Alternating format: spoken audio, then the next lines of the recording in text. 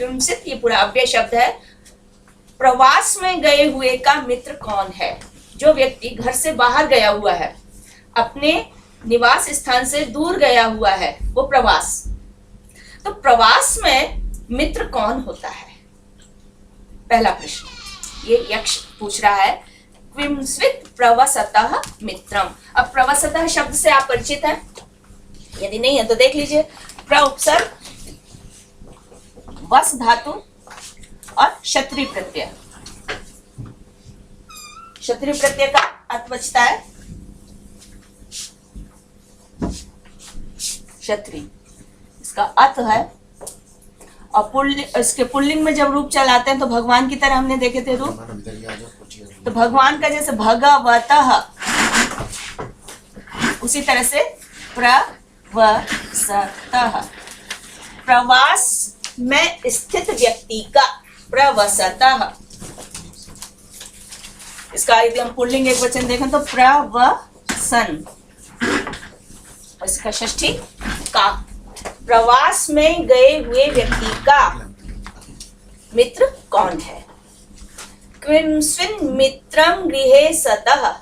घर में रहते हुए व्यक्ति का मित्र कौन है? गृहे सतः, घर में। गृहे सप्तमी एक वचन है। घर में, जैसे फले रामे, गृहे घर में। यदि व्यक्ति घर में है तो मित्र कौन है? तो मित्रम गृहे सतः क्विंस्वित मित्रम। कौन? घर में रहते हुए का। यहाँ पर भी देखिए जैसे सत है, सतः, ये भी षष्ठी विभक्ति का एक वचन और पुल्लिंग है, अस धातु है।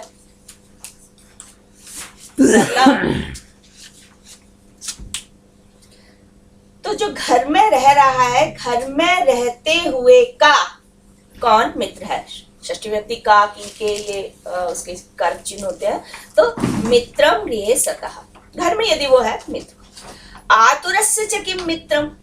आतुरस्य, आतुर रोगी, बीमार, अस्वस्थ।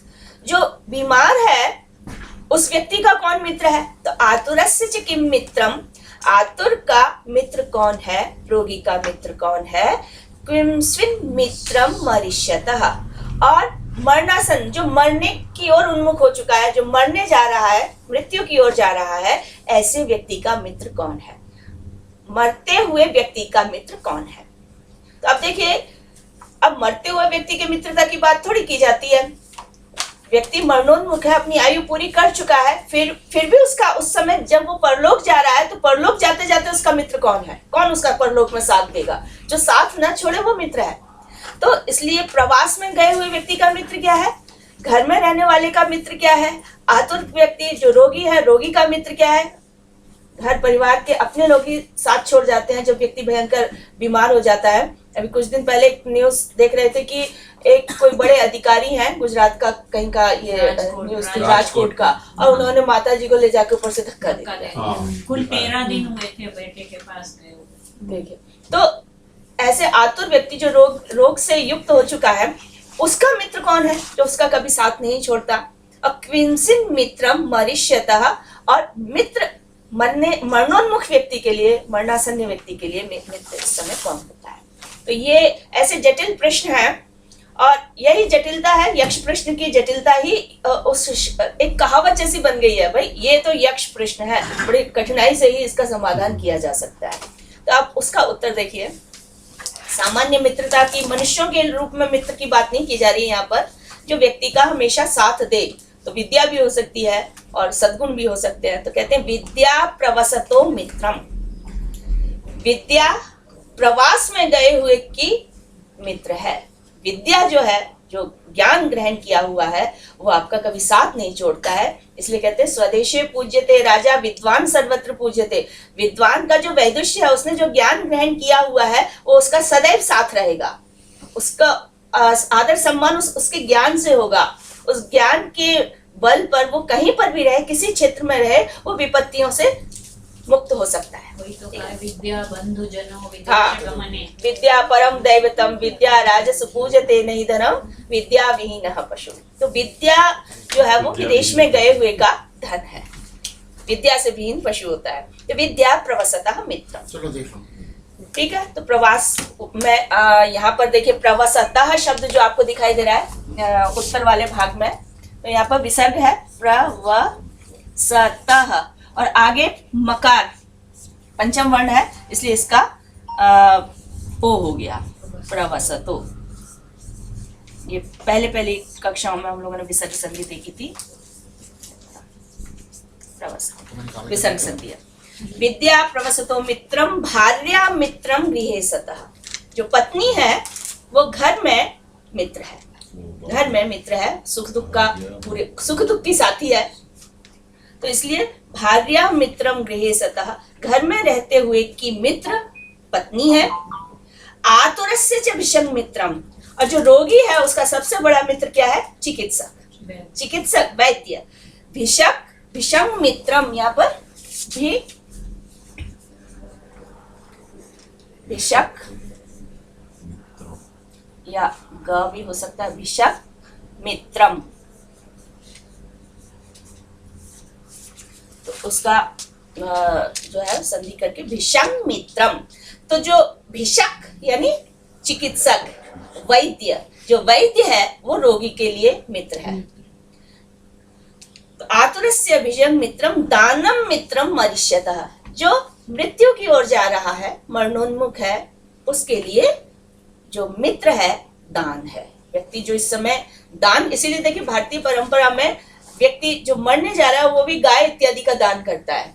ये मान लिया जाता है कि यही हमें पार लगाएगा। और स्वाभाविक पुनर्जन्म की विचारधारा भारतीय संस्कृति में मानी जाती है। तो इस जन्म में जो कार्य किया है वो हमें अगले जन्म में प्राप्त होगा, ऐसी विचारधारा है। तो दान जो किया है, जो जिस रूप में, वो हमें अगले जन्म में प्राप्त होगा। इसलिए मरणासन्न व्यक्ति जो अभी भावी जन्म किसी भी रूप में लेगा, उसके लिए उसके दिया हुआ जो दान है वही उसके लिए लाभकारी होगा, क्योंकि उसको वो भोग इत्यादि के रूप में प्राप्त होगा। तो दानम मित्रम मरिष्यतः, इसलिए मरते हुए व्यक्ति के लिए दान को मित्र कहा है। मित्र जो विपत्ति से तारे, मित्र जो साथ दे, जो भला करे, हित करे। तो मरते हुए व्यक्ति का जो हित करता है वह उसके द्वारा दिया गया दान है। ये युधिष्ठिर ने उसका उत्तर दिया। यक्ष पुनः प्रश्न करता है, इसका मतलब यक्ष युधिष्ठिर के उत्तर से संतुष्ट था। आगे देखिए, कोथिति सर्वभूतानां किंचित् धर्मं सनातनम अमृतम किंचित् राजेंद्र किंचित् सर्वमिदं जगत। सर्वभूतानां को अतिथि ही, विसर्ग संधि है तो क्या होगा, इसको अलग अलग करेंगे तो कह अतिथि ही, कह अतिथि ही। समस्त प्राणियों का अतिथि ही कह। अतिथि कौन है? अतिथि अभ्यागत। किंचित् धर्मम सनातनम, सनातन धर्म क्या है? बहुत चर्चा होती है सनातन धर्म। तो सनातन धर्म क्या है? अमृतम किंचित् राजेंद्र, इसको भी अलग अलग करें तो किंचित् राजेंद्र, द अलग हो जाएगा, किंचित् और फिर राजेंद्र। राजेंद्र संबोधन शब्द है। हे राजेंद्र, हे राजन, युधिष्ठिर को संबोधन है, यक्ष कर रहा है, हे राजन। अमृत क्या है? अमृत किसे कहते हैं? और किंचित् सर्वमिदं जगत, और ये जो जगत है वो किससे है? किंचित् सर्वमिदं जगत, यह सारा संसार किससे है? यानी इसका सार क्या है, इसका अस्तित्व किससे है? तो कहते हैं उत्तर में कोथिति, फिर एक बार देखिए, कोथिति सर्वभूतानां, सर्वभूतानां अतिथि ही कह। समस्त प्राणियों का अतिथि ही कौन है? किंचित्, किम अलग हो गया, स्वित अलग हो गया, ये एक शब्द है पूरा मिलाकर। किंचित् धर्मम सनातनम, सनातन धर्म क्या है? हे राजेंद्र, अमृतम किंचित्, हे राजेंद्र अमृत क्या है और यह सारा जगत क्या है या किससे है? उत्तर है अतिथि सर्वभूतानां अग्नि, अग्नि समस्त भूतों का अतिथि है। अग्नि ही अतिथि सर्वभूतानां अग्नि, जो अग्नि है वह समस्त भूतों की अतिथि है। अग्नि सोमो गवामृतम, गवाम सोमः, गवाम गाय का जो सार है, गाय का जो दुग्ध है वह अमृत है। सोमः दुग्ध के लिए, तो सोमः गवामृतम, गवाम सोमः अमृतम, गायों का जो सोम है, दुग्ध है, वह अमृत है। सनातनो मृतो धर्मः, और सनातन धर्म जो अमृत, इन्होंने कहा था किंचित धर्मः सनातनम, प्रश्न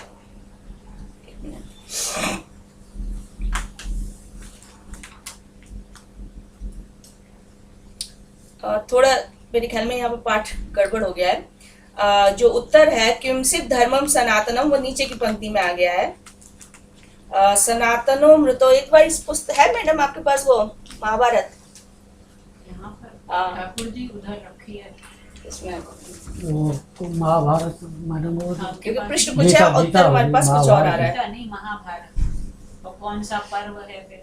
वो तो 5-6 अखंड वो तो है। हाथ ले लेंगे, इसमें है हमारे पास ये, किसी के पास ऑनलाइन है?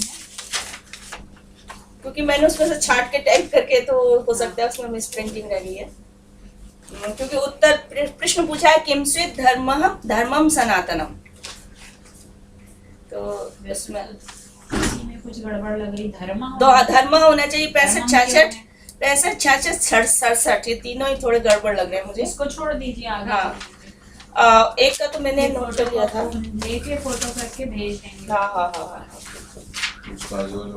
भेजा हुआ है आपका वाला पाठ इसमें? हाँ यही वाला है, लेकिन इसमें कुछ अशुद्धियां हैं। किंचित, इसको हम फिर दोबारा अगली बार में देख लेंगे। पर्व कौन सा है ये? भीष्म पर्व है? नहीं, हैं? अरण्यक पर्व। अरण्य पर्व है। देखिए ठाकुर जी, वहाँ पर आपके अरण्य पास है ना पर्व का। गीता प्रेस की महाभारत। अरण्यक पर्व देखता हूँ मैडम। हाँ 311 से 314 तक के अध्याय हैं। अरण्यक पर्व उनमें से कुछ छांट लिए थे ना, तो टाइपिंग में एरर रह मिल गई। जाए तो ले आइए।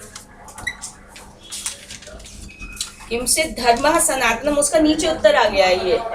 और उत्तर प्रश्न है अमृतम किंचित राजेंद्र, तो ये सोमो गवामृतम, ये ऊपर चला गया है, क्रम भंग हो रहा है इसका। तो यदि अगर प्रश्न और उत्तर दोनों हैं तो फिर तो नीचे ऊपर हो रहा है, तो ऐसा करते हैं अमृतम किंचित राजेंद्र, तो इसका उत्तर है सोमः गवामृतम। और किम स्वित धर्मः सनातनम, सनातन धर्म क्या है? तो अमृतः, सनातनो मृतो धर्मः, जो अमृत अविनाशी है, कभी नष्ट न होने वाला है, वही सनातन धर्म है।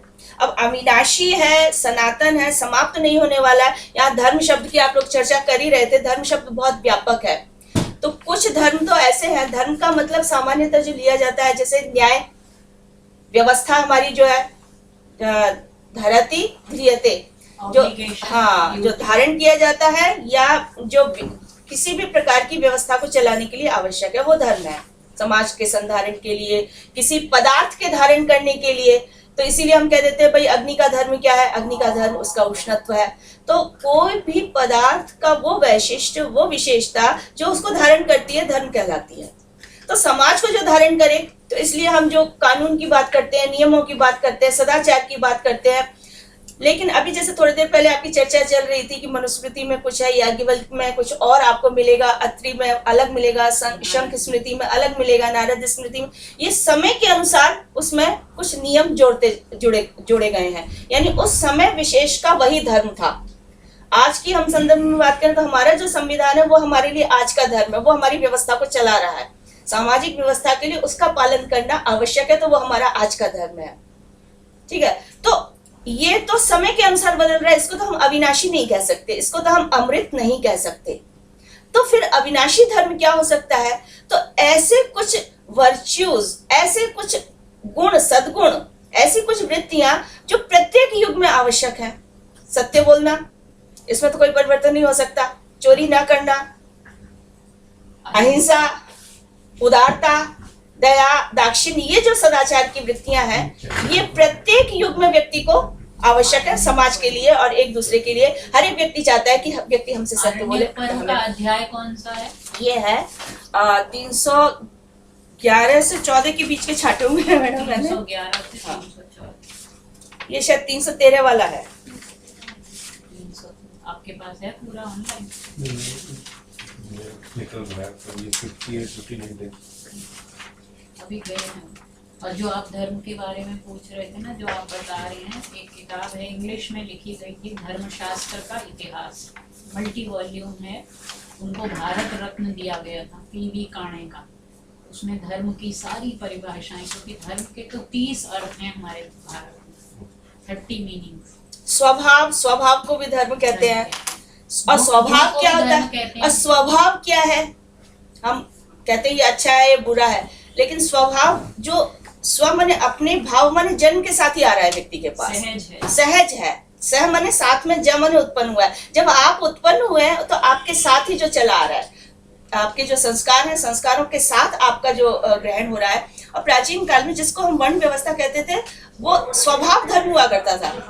वो ऐसा नहीं कि इस वंश में जन्म ले लिया इस कारण से वो अमुक वर्ण वाला हुआ, ये वैदिक विचारधारा ये नहीं थी। व्यक्ति का स्वभाव क्या है उसके अनुसार उसने उसका वर्ण कर लिया, चुन लिया, वो व्यवस्था वर्ण व्यवस्था के अंतर्गत आता था।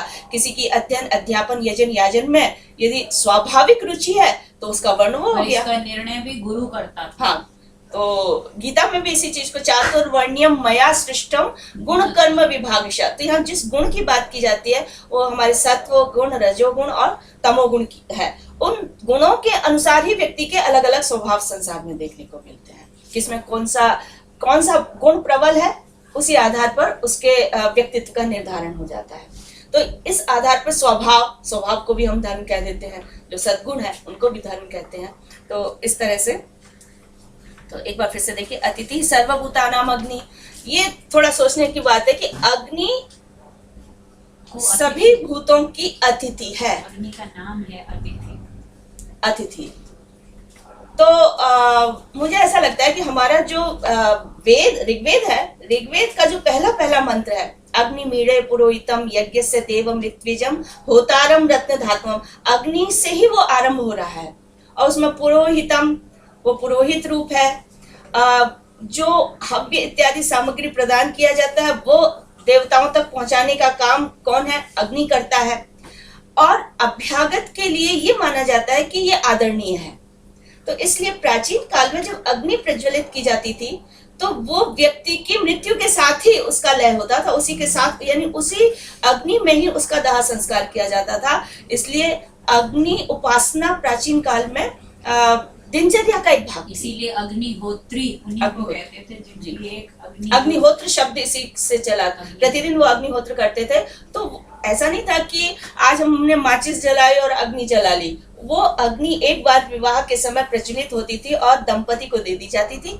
वो उसका प्रतिदिन उसमें अग्निहोत्र संपादन करते थे और वो प्रज्वलित रहती थी, कभी बंद नहीं होती थी। हाँ, जैसे राख में दब गई तो उसको फिर से प्रज्वलित कर लिया, उसमें हव्य इत्यादि सामग्री डाल के, और ये निरंतर प्रज्वलित होती थी। यहाँ तक कि गृहस्थ के लिए था कि बहुत समय वो विदेश में नहीं रह सकता, प्रदेश में नहीं रह सकता, अपने स्थान से नहीं। क्यों? उसको अपनी अग्नि की चिंता होती राजा जनक ऐसे ही थे ना। राजा जनक के लिए आता है। उत्तर रामचरितम में प्रसंग आता है कि सीता का जब निर्वासन हुआ है तो वो आए हैं, लेकिन उनको चिंता अपनी अग्नि की थी। तो इसलिए अग्नि का एक सम्मान, अतिथि देवो भव की बात की जा रही है। तो उसका जो सम्मान है अग्निहोत्र इत्यादि के रूप में, उसका जो संपादन है, इस कारण से यहाँ पर अग्नि को अतिथि के रूप में कहा है। और स्वाभाविक है, हम बहुत समय तक आज भी हमारे यहाँ माना जाता है कि बच्चे के लिए सबसे ज्यादा पौष्टिक क्या है? गाय का दूध। और दूध भी चिकित्सा की दृष्टि से बहुत उपयोगी होते हैं, लेकिन गाय का दूध प्रत्येक व्यक्ति के लिए, प्रत्येक आयु के व्यक्ति के लिए हमेशा उपयोगी औषध रूपी माना गया है। उसके लिए पोषण करने वाला माना गया है, पुष्टि करता है। इसलिए भी एक परिवार है, अब वो पता नहीं करते हैं कि नहीं अग्निहोत्री हैं, लेकिन वो लोग पाकिस्तान से जो सिर्फ अपनी अग्नि बचा के लाए, ये डिलाइट फर्नीचर वाले हैं। अच्छा, तो उनकी माता जी जब तक थी तब तक तो उन्होंने बुझने नहीं दी, अब पता नहीं क्या करते हैं। क्योंकि हमारे जो नाम पंच से ही काम से भी अग्निहोत्री। जी, इससे पहले हम लोगों ने एक देखिए श्लोक पढ़ा था, 57वें श्लोक में आया था। तो यक्ष पूछता था कि इंद्रियार्थानु अननुभवन बुद्धिमान लोक पूजिता सम्मता सर्वभूतानां उच्च वसन को न जीवित। यहाँ पर एक प्रश्न ये किया था कि सांस तो ले रहा है लेकिन जीवित नहीं है। ऐसा कौन है जो सांस लेता हुआ भी जीवित नहीं है, यानी उसका जीवित रहना भी मृत व्यक्ति के समान है, मरे हुए व्यक्ति के समान है, जीना भी जीना नहीं है। यहाँ उच्छवसन को न जीवती से ये तात्पर्य कि वो सांस तो ले रहा है लेकिन जीवित नहीं है, क्योंकि उसकी दिनचर्या जो जिस रूप में समाज के उपयोगी होनी चाहिए वो नहीं है। वो कौन सी चीजें थी जिसके कारण वो सांस तो ले रहा है नहीं लेकिन जीवित नहीं है? तो कहते थे देवताति वृत्त्यानाम पितृणाम आत्मनश्चयः न निर्वपति पंचानाम उच्छवसन न स जीवति।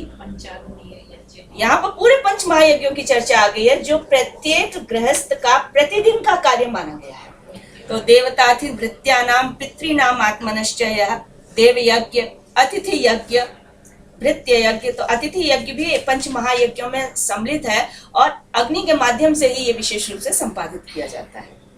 पितृयज्ञ और ब्रह्म यज्ञ, इस तरह से करके देव, भूत, पितृ और ब्रह्म यज्ञ, ये पांचों यज्ञ का इन्होंने यहाँ पर ग्रहण कर लिया है। यदि जो नहीं करता है, क्योंकि इनके माध्यम से व्यक्ति अपने स्वत्व को छोड़कर कुछ परार्थ के लिए संपादित करता है, कुछ परोपकार के लिए व्यक्ति निकालता है।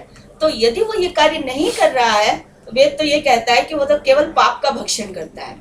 केवल आदो भवति केवल आदि, केवल अग भक्षण करता है। यदि वो केवल अपने निमित्त के लिए ही वो अपने दिनचर्या को कर रहा है या भोजन इत्यादि पका रहा है या अपना पेट भर रहा है, तो वो केवल पाप का भक्षण करता है। इसलिए 5 महायज्ञ प्रत्येक गृहस्थ का कर्तव्य माने गए थे। क्या मैम? गीता में भी है ना, मुंजते ते त्वगम पापा ये पचन त्यात्म कारण। जो अपने लिए पकाते हैं खुद ही खा लेते हैं, मतलब पशुओं से पापी। अग कहते हैं पाप को, केवल पाप ही खा रहे हैं जो केवल अपने निमित्त से ही पकाते हैं। तो इसलिए यहाँ पर मैंने कहा ना कि ये जो पूरी यक्ष और युधिष्ठिर का जो संवाद है वो भारतीय संस्कृति की दिनचर्या का अभिन्न अंग रहा है। इतने सारे सवाल पूछ लिए लेकिन प्रसिद्ध तो 8 ही हैं। हाँ। लेकिन इतने सारे पूछे हुए हैं। बहुत है। वो क्या स्वर्ग से भी ऊंचा कौन है, पृथ्वी से भी भारी कौन है, ये महाभारत का जो सीरियल आता था ना उसमें मुख्य रूप से वही उठाए गए थे, क्योंकि ये तो बहुत लंबा प्रसंग है। तो सनातन, अच्छा फिर प्रश्न था क्विंसित सर्वमिदं जगत, क्विंसित सर्वमिदं जगत। यदि हम क्रम ना देखें तो क्विंसित धर्मः होगा, धर्मम की जगह जो आपको नपुंसक लिंग प्रयोग दिखाई दे रहा है, नपुंसक की जगह वो पुल्लिंग है। क्विंसित धर्मः, धर्म शब्द पुल्लिंग है, तो क्विंसित धर्मः सनातन। तो उसका उत्तर नीचे तीसरी पंक्ति में आया है कि सनातनः अमृतः धर्मः। अमृतम किंचित राजेंद्र, हे राजेंद्र अमृत क्या है? तो सोमो गवामृतम, गाय का दूध। और ये सारा संसार किससे है? तो वायु सर्वमिदं जगत, वायु ही है, वो वायु है जो ये सारा, यदि वायु प्राण समाप्त हो जाए, इसको प्राण वायु प्राण कहते हैं, तो सारा संसार किससे चल रहा है? वायु से। वायु की विकृति, वायु प्रदूषण, ये सब व्यक्ति के लिए हानिकारक हो जाते हैं। तो वायु सर्वमिदं जगत, जो ये जगत है, ये सारा जगत है, वो क्या है? वायु। वायु के कारण से है, यानी ऑक्सीजन जिसको हम कह देते हैं, प्राणवायु। आगे देखिए, हाँ, प्राण अपान उदान व्यान समान, ये देख लीजिए, बताया होगा मैडम ने, पुनीता मैडम। तो शरीर में और शरीर के बाहर, यानी आभ्यंतर और बाह्य, जो दोनों ही सत्ताएं हैं, प्राणवायु से संचालित होती है। किंस्वित् एको विचरते जातः को जायते पुनः, किंस्वित् हिमस्य भैषज्यम, किंस्वित् आवपनम महत्। यक्ष पुनः प्रश्न कर रहा है, किंस्वित् एकः विचरते, किंस्वित् कोई प्रश्न आ रहे हैं, कौन, क्या, एकः एकाकी अकेला, विचरते विचरण करता है। अकेला कौन चलता है जिसको किसी के साथ की आवश्यकता नहीं है? तो क्विंचित एकः विचरते, यहाँ एकः में व आगे है, यरलवा यदि आगे होता है तो विसर्ग का ओ हो जाता है, नियम देख चुके हैं। क्विंचित एको विचरते, एकाकी या अकेला विचरण कौन करता है? जातः को जायते पुनः, जातः यहाँ पर जन धातु ता प्रत्यय,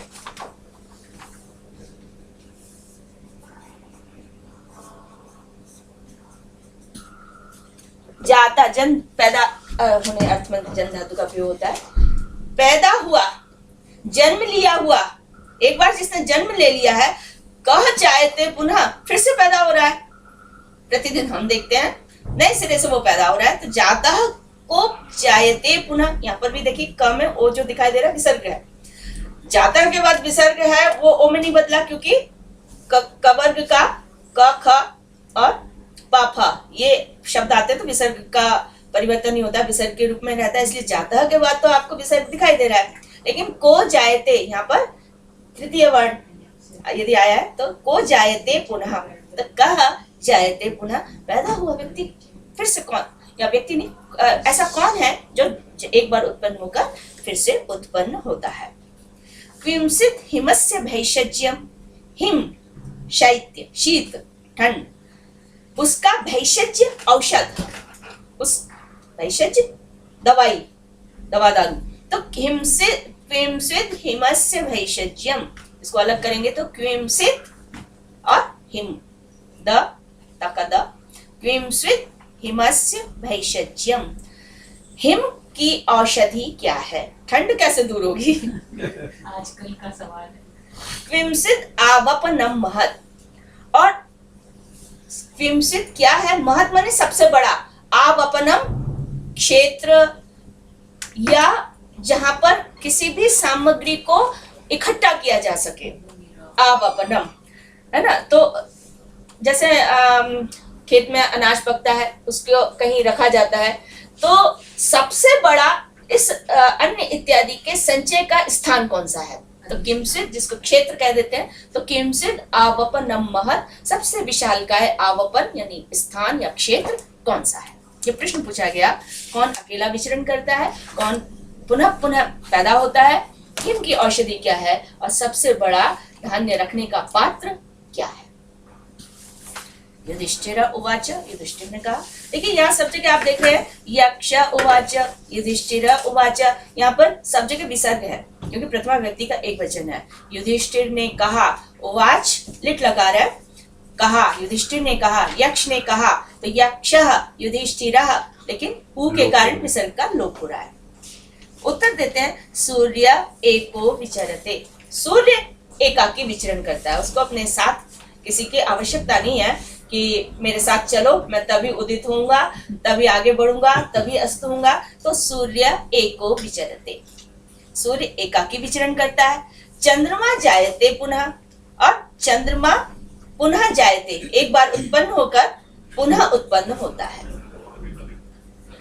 ये तिथियों के अनुसार ये बात कर रहे हैं, नहीं तो प्रश्न तो ये भी हो सकता है ना कि भाई सूर्य भी तो अस्त होता है, अस्त होने के बाद दोबारा निकलता है, लेकिन सूर्य का दिशा परिवर्तन हो जाता है, सूर्य अस्त कभी नहीं होता है। ये तो हमारा विज्ञान भी अभी कह रहा है कि जो है भूमि घूमती है, उसका जो है यदि यहाँ पर सूर्य नहीं है तो अन्यत्र कहीं होता है, जिसको हम कहते हैं। तो सूर्य एकः विचरते, तो सूर्य अस्तोन्मुख कभी नहीं होता, हमें लगता है वो कि अस्ताचल को चला गया है। चंद्रमा जायते पुनः, लेकिन चंद्रमा तो तिथि के अनुसार घटता है, बढ़ता है, वृद्धि को प्राप्त होता है, अमावस्या को पूर्णतः समाप्त हो जाता है, फिर उसकी पुनः वृद्धि होने लगती है। पर वो भी साइंस के हिसाब से अब ठीक इस मुंडी परछाई पड़ती है।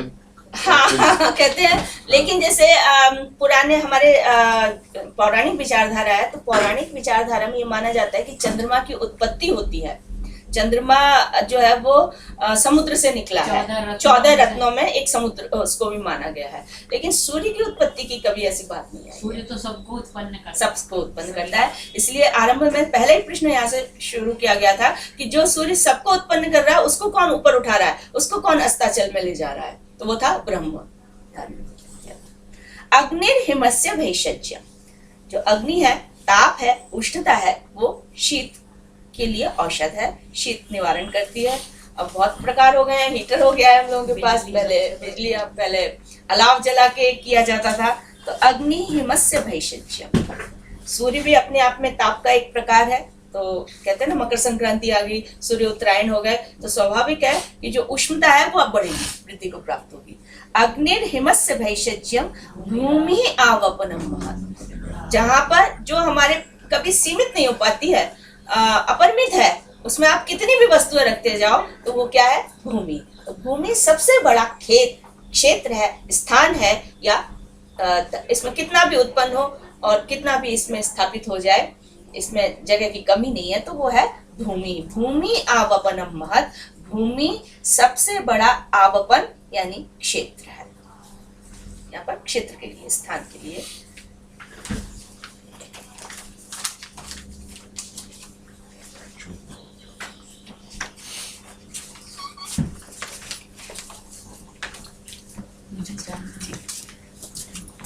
यक्ष उवाच, फिर यक्ष ने कहा, क्विंसिद एक पदम धर्म्यम, क्विंसिद एक पदम यशः, क्विंसिद एक पदम स्वर्ग्यम, क्विंसिद एक पदम सुखम। एक पदम, एक पदम, एक पदम सर्वत्र आ रहा है। एक पदम माने एकमात्र, ओनली, केवल। क्विंसिद धर्म्यम, एकमात्र, मेन, प्राइम। धर्म कौन सा है, एकमात्र धर्म कौन सा है? क्विंसिद एक पदम यशः, एकमात्र यश क्या है? फेम, व्यक्ति के लिए कीर्ति, व्यक्ति की कीर्ति, यश, फेम, एकमात्र जिसको हम कहें तो वो क्या है? क्विंसिद एक पदम स्वर्गीयम, व्यक्ति के लिए एकमात्र स्वर्ग, स्वर्ग के अनुरूप जो तत्व है वो क्या है? और शीलम क्विंसिद एक पदम सुखम, और एकमात्र सुख क्या है? यदि एक शब्द में कहा जाए तो उसका उत्तर दे, नहीं तो इन चीजों के लिए तो पूरा महाभारत ही, कहते हैं ना, यदि हास्ति तदन्यत्र यन्ने हास्ति न तत्क्वचित्, जो यहाँ है वो आपको सब जगह मिलेगा, जो यहाँ नहीं है वो आपको कहीं भी नहीं मिलेगा। तो यहाँ पर जो है सब जगह है, नहीं है वो कहीं नहीं है। तो वो जो चीजें हैं वो मेरे ख्याल में विशेष रूप से 4 प्रकार की हैं। धर्म के संबंध की, अर्थ, काम और मोक्ष, इनके संबंध में ही महाभारत मूलतः चर्चा कर रहा है। धर्म से शुरू होता है, मोक्ष तक अंतिम परिणति होती है। तो जो भी चीज है, तो यहाँ पर जो तत्व बतलाए जा रहे हैं वो धर्म से जुड़े हुए हैं। इनका ना धारणार्थ धर्म, जो धारण किया जाए, जो हमें धारण करे और व्यवस्था को धारण करे वो धर्म होता है। तो क्विंसिद एक पदम धर्म्यम, एकमात्र धर्म क्या है? एकमात्र यश क्या है? एकमात्र स्वर्ग क्या है? एकमात्र सुख क्या है? तो कहते दाक्ष्यम एक पदम धर्म्यम। दाक्ष्यम, दक्षिणता, दक्षिणता, उदारता। व्यक्ति का जो उदार स्वभाव होता है ना, कंजूसी ना होना, और किसी भी प्रकार के व्यक्ति के लिए हित करने के लिए सामने आ जाना, ये व्यक्ति का स्वभाव, ये दक्षिणता कहलाती है।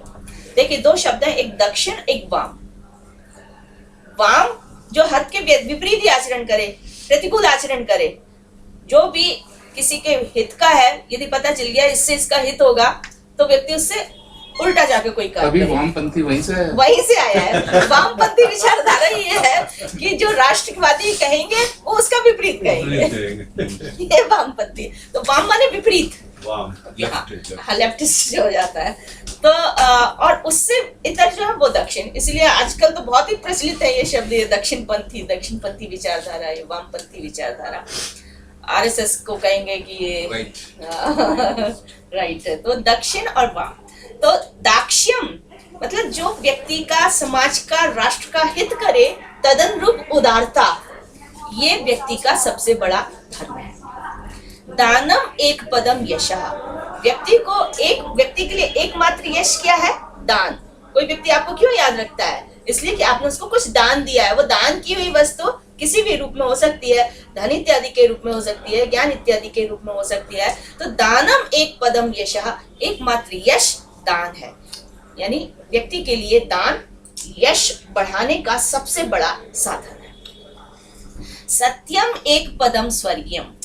सत्य मनसा वाचा कर्मणा, मन से, वचन से और आपकी क्रियाओं से सभी प्रकार से जो सत्य का निर्वाह करना है। ऐसा नहीं कि हमने मुख से जो कहा वही सत्य है, हमने विचार मात्र से भी असत्य का परित्याग, शास्त्र कहते हैं कि विचार मात्र से भी असत्य नहीं होना चाहिए।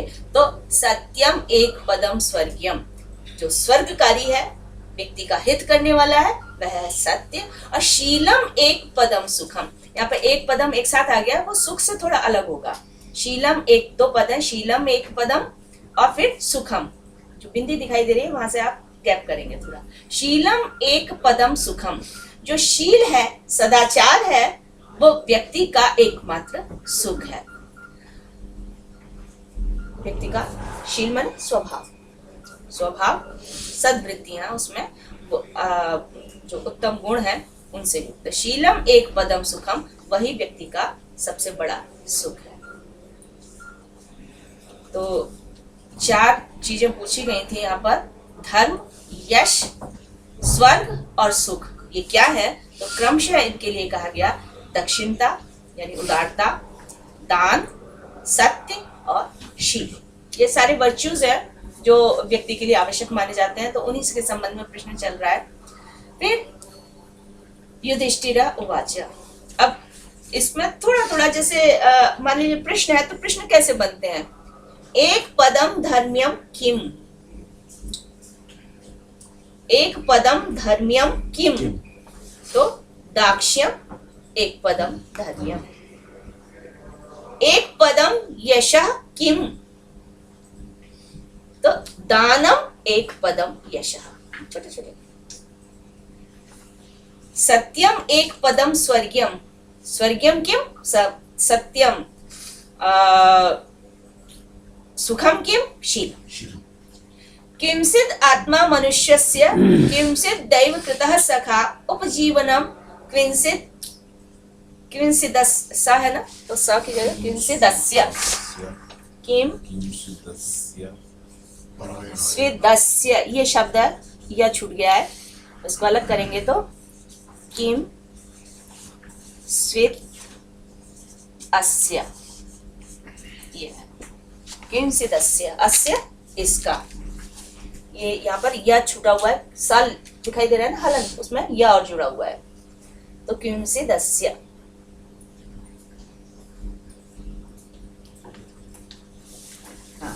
उपजीवनम किंचिदस्य परायणम, मनुष्यस्य आत्मा किम स्वित्, मनुष्य की आत्मा क्या है? मनुष्यस्य किंचिद आत्मा मनुष्यस्य, तो मनुष्यस्य आत्मा किंचिद, किंचिद दैव कृतः सखा, सखा दैव कृतः सखा किंचिद, सखा कैसा सखा? दैवकृत, देवताओं के द्वारा बनाया गया। देवताओं के द्वारा बनाया गया माने स्वाभाविक, व्यक्ति ने खुद आगे बढ़कर नहीं, उसका जो स्वाभाविक मित्रता है। कभी कभी आप किसी से मिलते हैं तो ऐसा लगता है कि इससे आप बहुत पहले से मिलते रहे हैं, तो ये क्या है कि आपका स्वाभाविक जो व्यक्तित्व है वो उस व्यक्तित्व से मेल खा रहा है। सखा शब्द देखिए संस्कृत में बड़ा अच्छा है।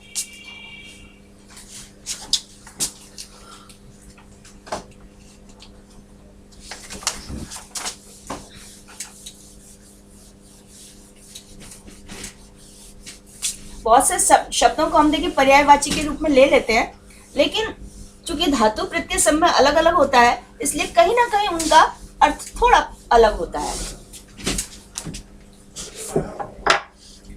सखा,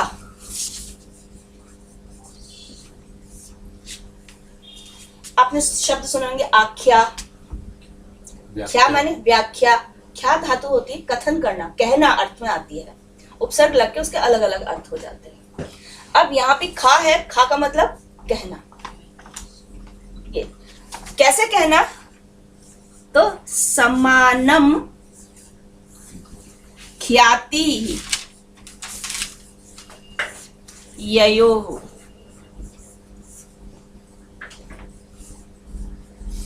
या ययोः करके छोड़ना, तो जिनकी समान ख्याति है, ख्याति को हम यश भी कह देते हैं, फेम भी कह देते हैं, लेकिन समान ख्याति से मतलब क्या हुआ कि एक का कथन करने पर, एक को कहने पर दूसरा उसके साथ जुड़ा जुड़ा आ जाए। जैसे कृष्णार्जुन, कृष्ण और अर्जुन सखा थे, क्योंकि कृष्ण के नाम के साथ साथ अर्जुन का नाम जुड़ा जुड़ा है। तो अब ये समानता होती किसमें है? तो वो बहुत सी चीजें ऐसी हैं, व्यक्तित्व की समानता है, कोई धन की समानता से एक साथ जुड़ जाता है, स्टेटस कैसा है इनका उसके अनुसार व्यक्ति एक दूसरे से जुड़ जाता है। तो सखा दोनों साथ साथ, तो और दैवकृतः सखा माने स्वाभाविक मित्र, स्वाभाविक मित्र। ऐसा नहीं कि बाद में किसी पर मित्रता हम परिस्थिति विशेष में भी कर लेते हैं। दो लोग समय के अनुसार मिले, उनमें मित्रता हुई, फिर वो अलग अलग हो गए, भूल गए एक दूसरे को। तो एक तो तात्कालिक मैत्री होती है, तात्कालिक से तात्पर्य होता है कि हम किस क्षेत्र में काम कर रहे हैं उसके अनुसार व्यक्ति एक दूसरे के साथ मिलता है, अपने विचारों को आदान प्रदान करता है। लेकिन चूंकि किसी उद्देश्य को रखकर वो मित्रता की गई थी, इसलिए इसको स्वाभाविक मित्रता नहीं कहेंगे। स्वाभाविक मित्रता जिसके साथ कहते हैं ना ट्यूनिंग हो गई आपकी, आपने बात भी नहीं की, दूर से व्यक्ति को आपने देखा है तभी लगता है तो बहुत परिचित व्यक्ति है, फिर आप मिले, अच्छा अच्छा अच्छा, हाँ कभी मिले तो नहीं है, और फिर आपकी मित्रता उसके साथ बढ़ती चली गई। तो स्वाभाविक मित्रता या मित्र कौन है? स्वाभाविक मित्र कौन है? उपजीवनम किंचिदस्य, अस्य चूंकि ऊपर मनुष्य आया है तो अस्य मनुष्यस्य उपजीवनम किम? उपजीवनम सहारा, व्यक्ति के जीवन का सहारा। तो मनुष्य के जीवन का सहारा क्या है, आश्रय क्या है? किंचिद अस्य परायणम, और यह किसके परायण है? किंचिद अस्य परायणम, और यह किसके परायण है, किसके लक्ष्य करके या किसके लिए है? व्यक्ति का जीवन किस निमित्त से है, किस कारण से है, किसके लिए है, व्यक्ति को करना क्या चाहिए? तो कहते हैं किंचिद आत्मा मनुष्यस्य, मनुष्य की आत्मा क्या है? उत्तर दिया युधिष्ठिर ने, पुत्र आत्मा मनुष्यस्य, पुत्र ही मनुष्य की आत्मा है। एक लगभग पुराणों में आप देख लीजिए, ब्राह्मण ग्रंथों में देख लीजिए, मतलब जो हमारे शास्त्र ग्रंथ हैं उनमें आपको एक बहुत प्रचलित शब्द मिलेगा, आत्मा वही जायते पुत्रः।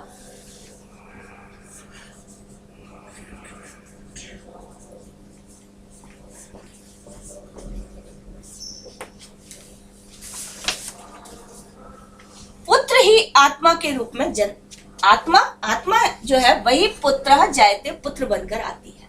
व्यक्ति का जो आत्म तत्व है, इसलिए अभी जो आप थोड़ी देर पहले सैरोगेसी वगैरह की बात कर रहे थे, क्यों महत्व दिया गया है? इसको हम औरत संतान भी कह देते हैं। व्यक्ति स्वयं जिसको अपने क्षेत्र में उत्पन्न करता है, अपनी भार्या में उत्पन्न करता है, क्यों? वो उसका स्वयं का रूप है। आत्मा वही जायते पुत्रः। अंग प्रत्यंग या शरीर के अंग की जो संवेदना है वो उसके साथ जुड़ी हुई होती है। इसीलिए कभी आप देखिए, ऐसा लोक में भी देखा जाता है कि पुत्र प्रसन्न है, पुत्र की समृद्धि हो रही है, पिता को लगता है कि उसकी समृद्धि हो रही है, वो प्रसन्न होता जाता है। क्यों? आत्मा वही जायते पुत्र, श्रुतियां भी कहती हैं।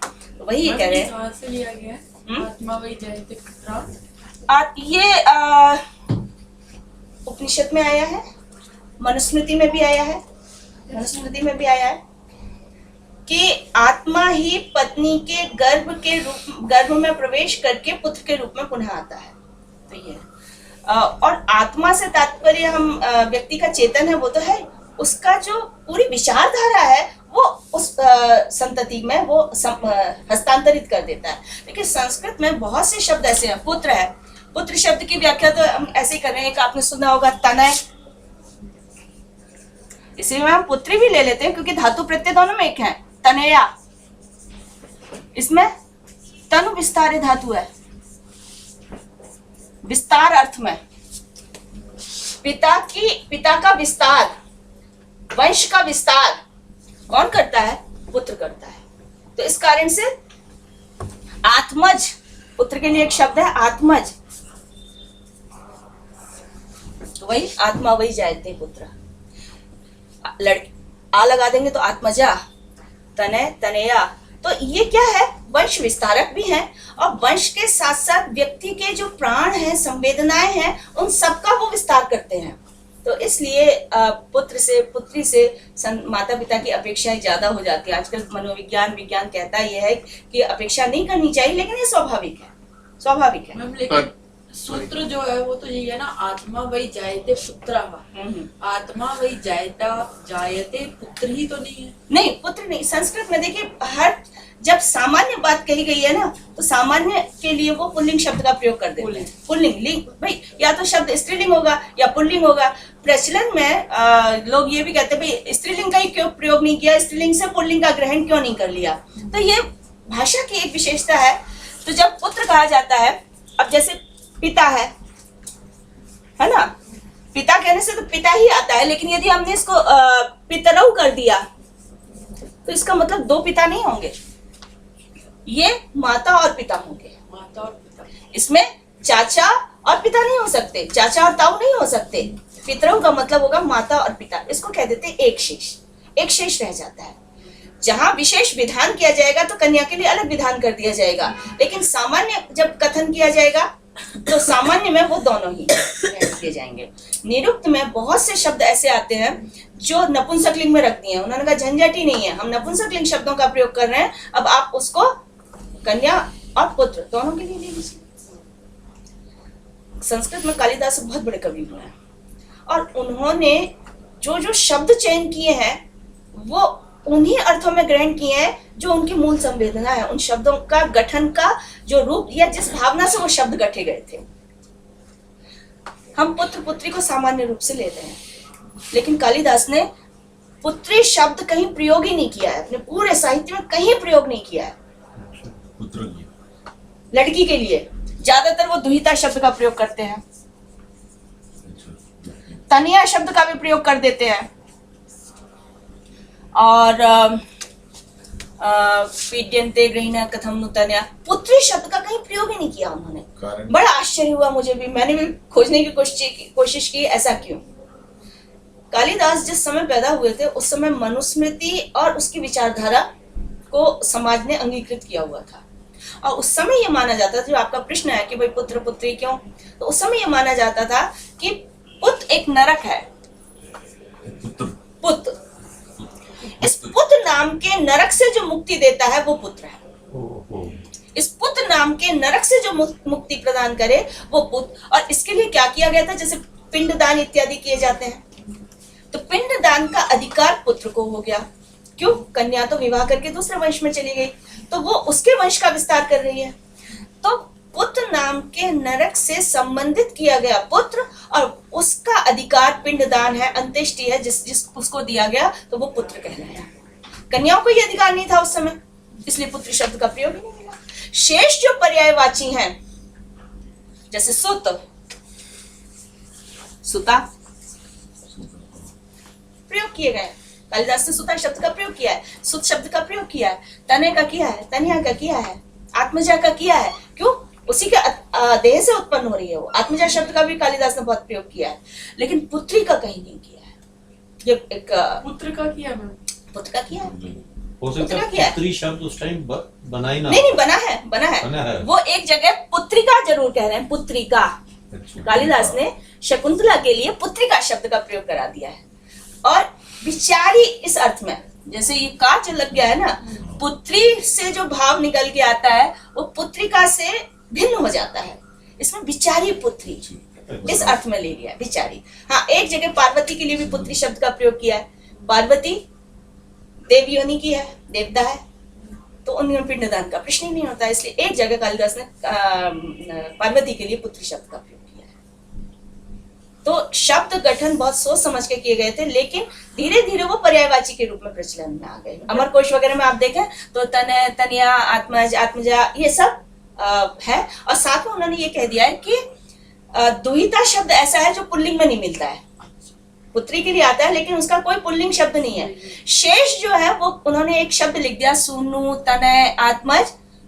फिर कहते हैं ये स्त्रीलिंग में भी ये शब्द सारे आते हैं, सारे ये स्त्रीलिंग में भी प्रयोग हो सकते हैं। पुत्र है तो पुत्री की मतलब उसमें स्त्री प्रत्यय लगा दिया तो पुत्री बन गया, तनय है तनया हो गया।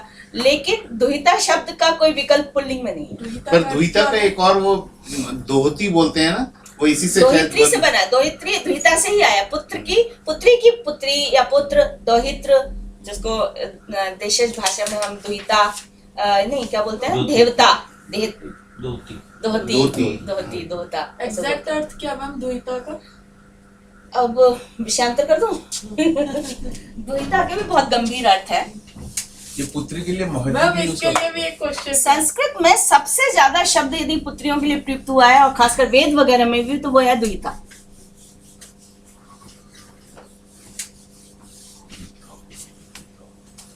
अपत्य शब्द एक ऐसा है जो अपत्य का भी मतलब संतान के अर्थ में ले लेते हैं, चाहे वो पुत्र है या पुत्री है। दुहिता का मतलब समय के अनुसार बदलता चला गया। कालिदास के यदि मुझे लगता है कि शब्द का एक्चुअल मीनिंग देखना है तो हमें कालिदास को देखना चाहिए, क्योंकि कालिदास एक शब्द का जो अर्थ होता है वो दूसरे अर्थ में नहीं ले जाता है। जैसे हम स्त्री के लिए कहें कांता, एक है भार्या, बहुत सारे प्रयोग किए हैं। एक जगह कह रहा है दयिता, तो बहुत सारे पर्यायवाची ले रहा है। लेकिन जिस अर्थ में कांता है उसमें हम ऐसा नहीं कर सकते कि इसको हटा के भार्या शब्द रख दिया जाए, क्यों? अर्थ बदल जाता है इनका। तो उसी तरह से द्विता शब्द का जो सामान्य वेद इत्यादि में आया है वो दुह धातु से आया है। वैदिक काल में जो गो दोहन इत्यादि घर में पशुपालन हर घर में होता था, और तो गायों के दोहन इत्यादि का कार्य जिनको विशेष रूप से दिया गया वो दुह धातु से।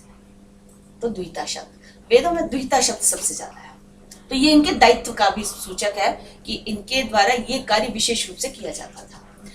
फिर समय के अनुसार जहाँ वैदिक क्रियाकलाप कम हुए तो विशेष रूप से जब हम निरुक्त की बात करते हैं तो निरुक्त ने इसमें और बहुत सारे अर्थ दिखाए दिए हैं। उन्होंने कहा दूरे हिता, दूर होने में ही जिसका हित है, दूरे हिता। घर से जब वो चली गई, ससुर कुल में गई, पति कुल में गई, तो वहां उसको विशेष अधिकार मिलते हैं, साम्राज्ञी शशुरे भव। तो वहां विशेष अधिकार प्राप्ति के कारण पिता से दूर जाने में उसका हित हुआ। तो समाज में ये व्यवस्था चलती रही होगी, इस कारण ये व्याख्या कर दी। दुरहिता, दुरहिता ये भी एक अर्थ किया गया है, दुरहिता।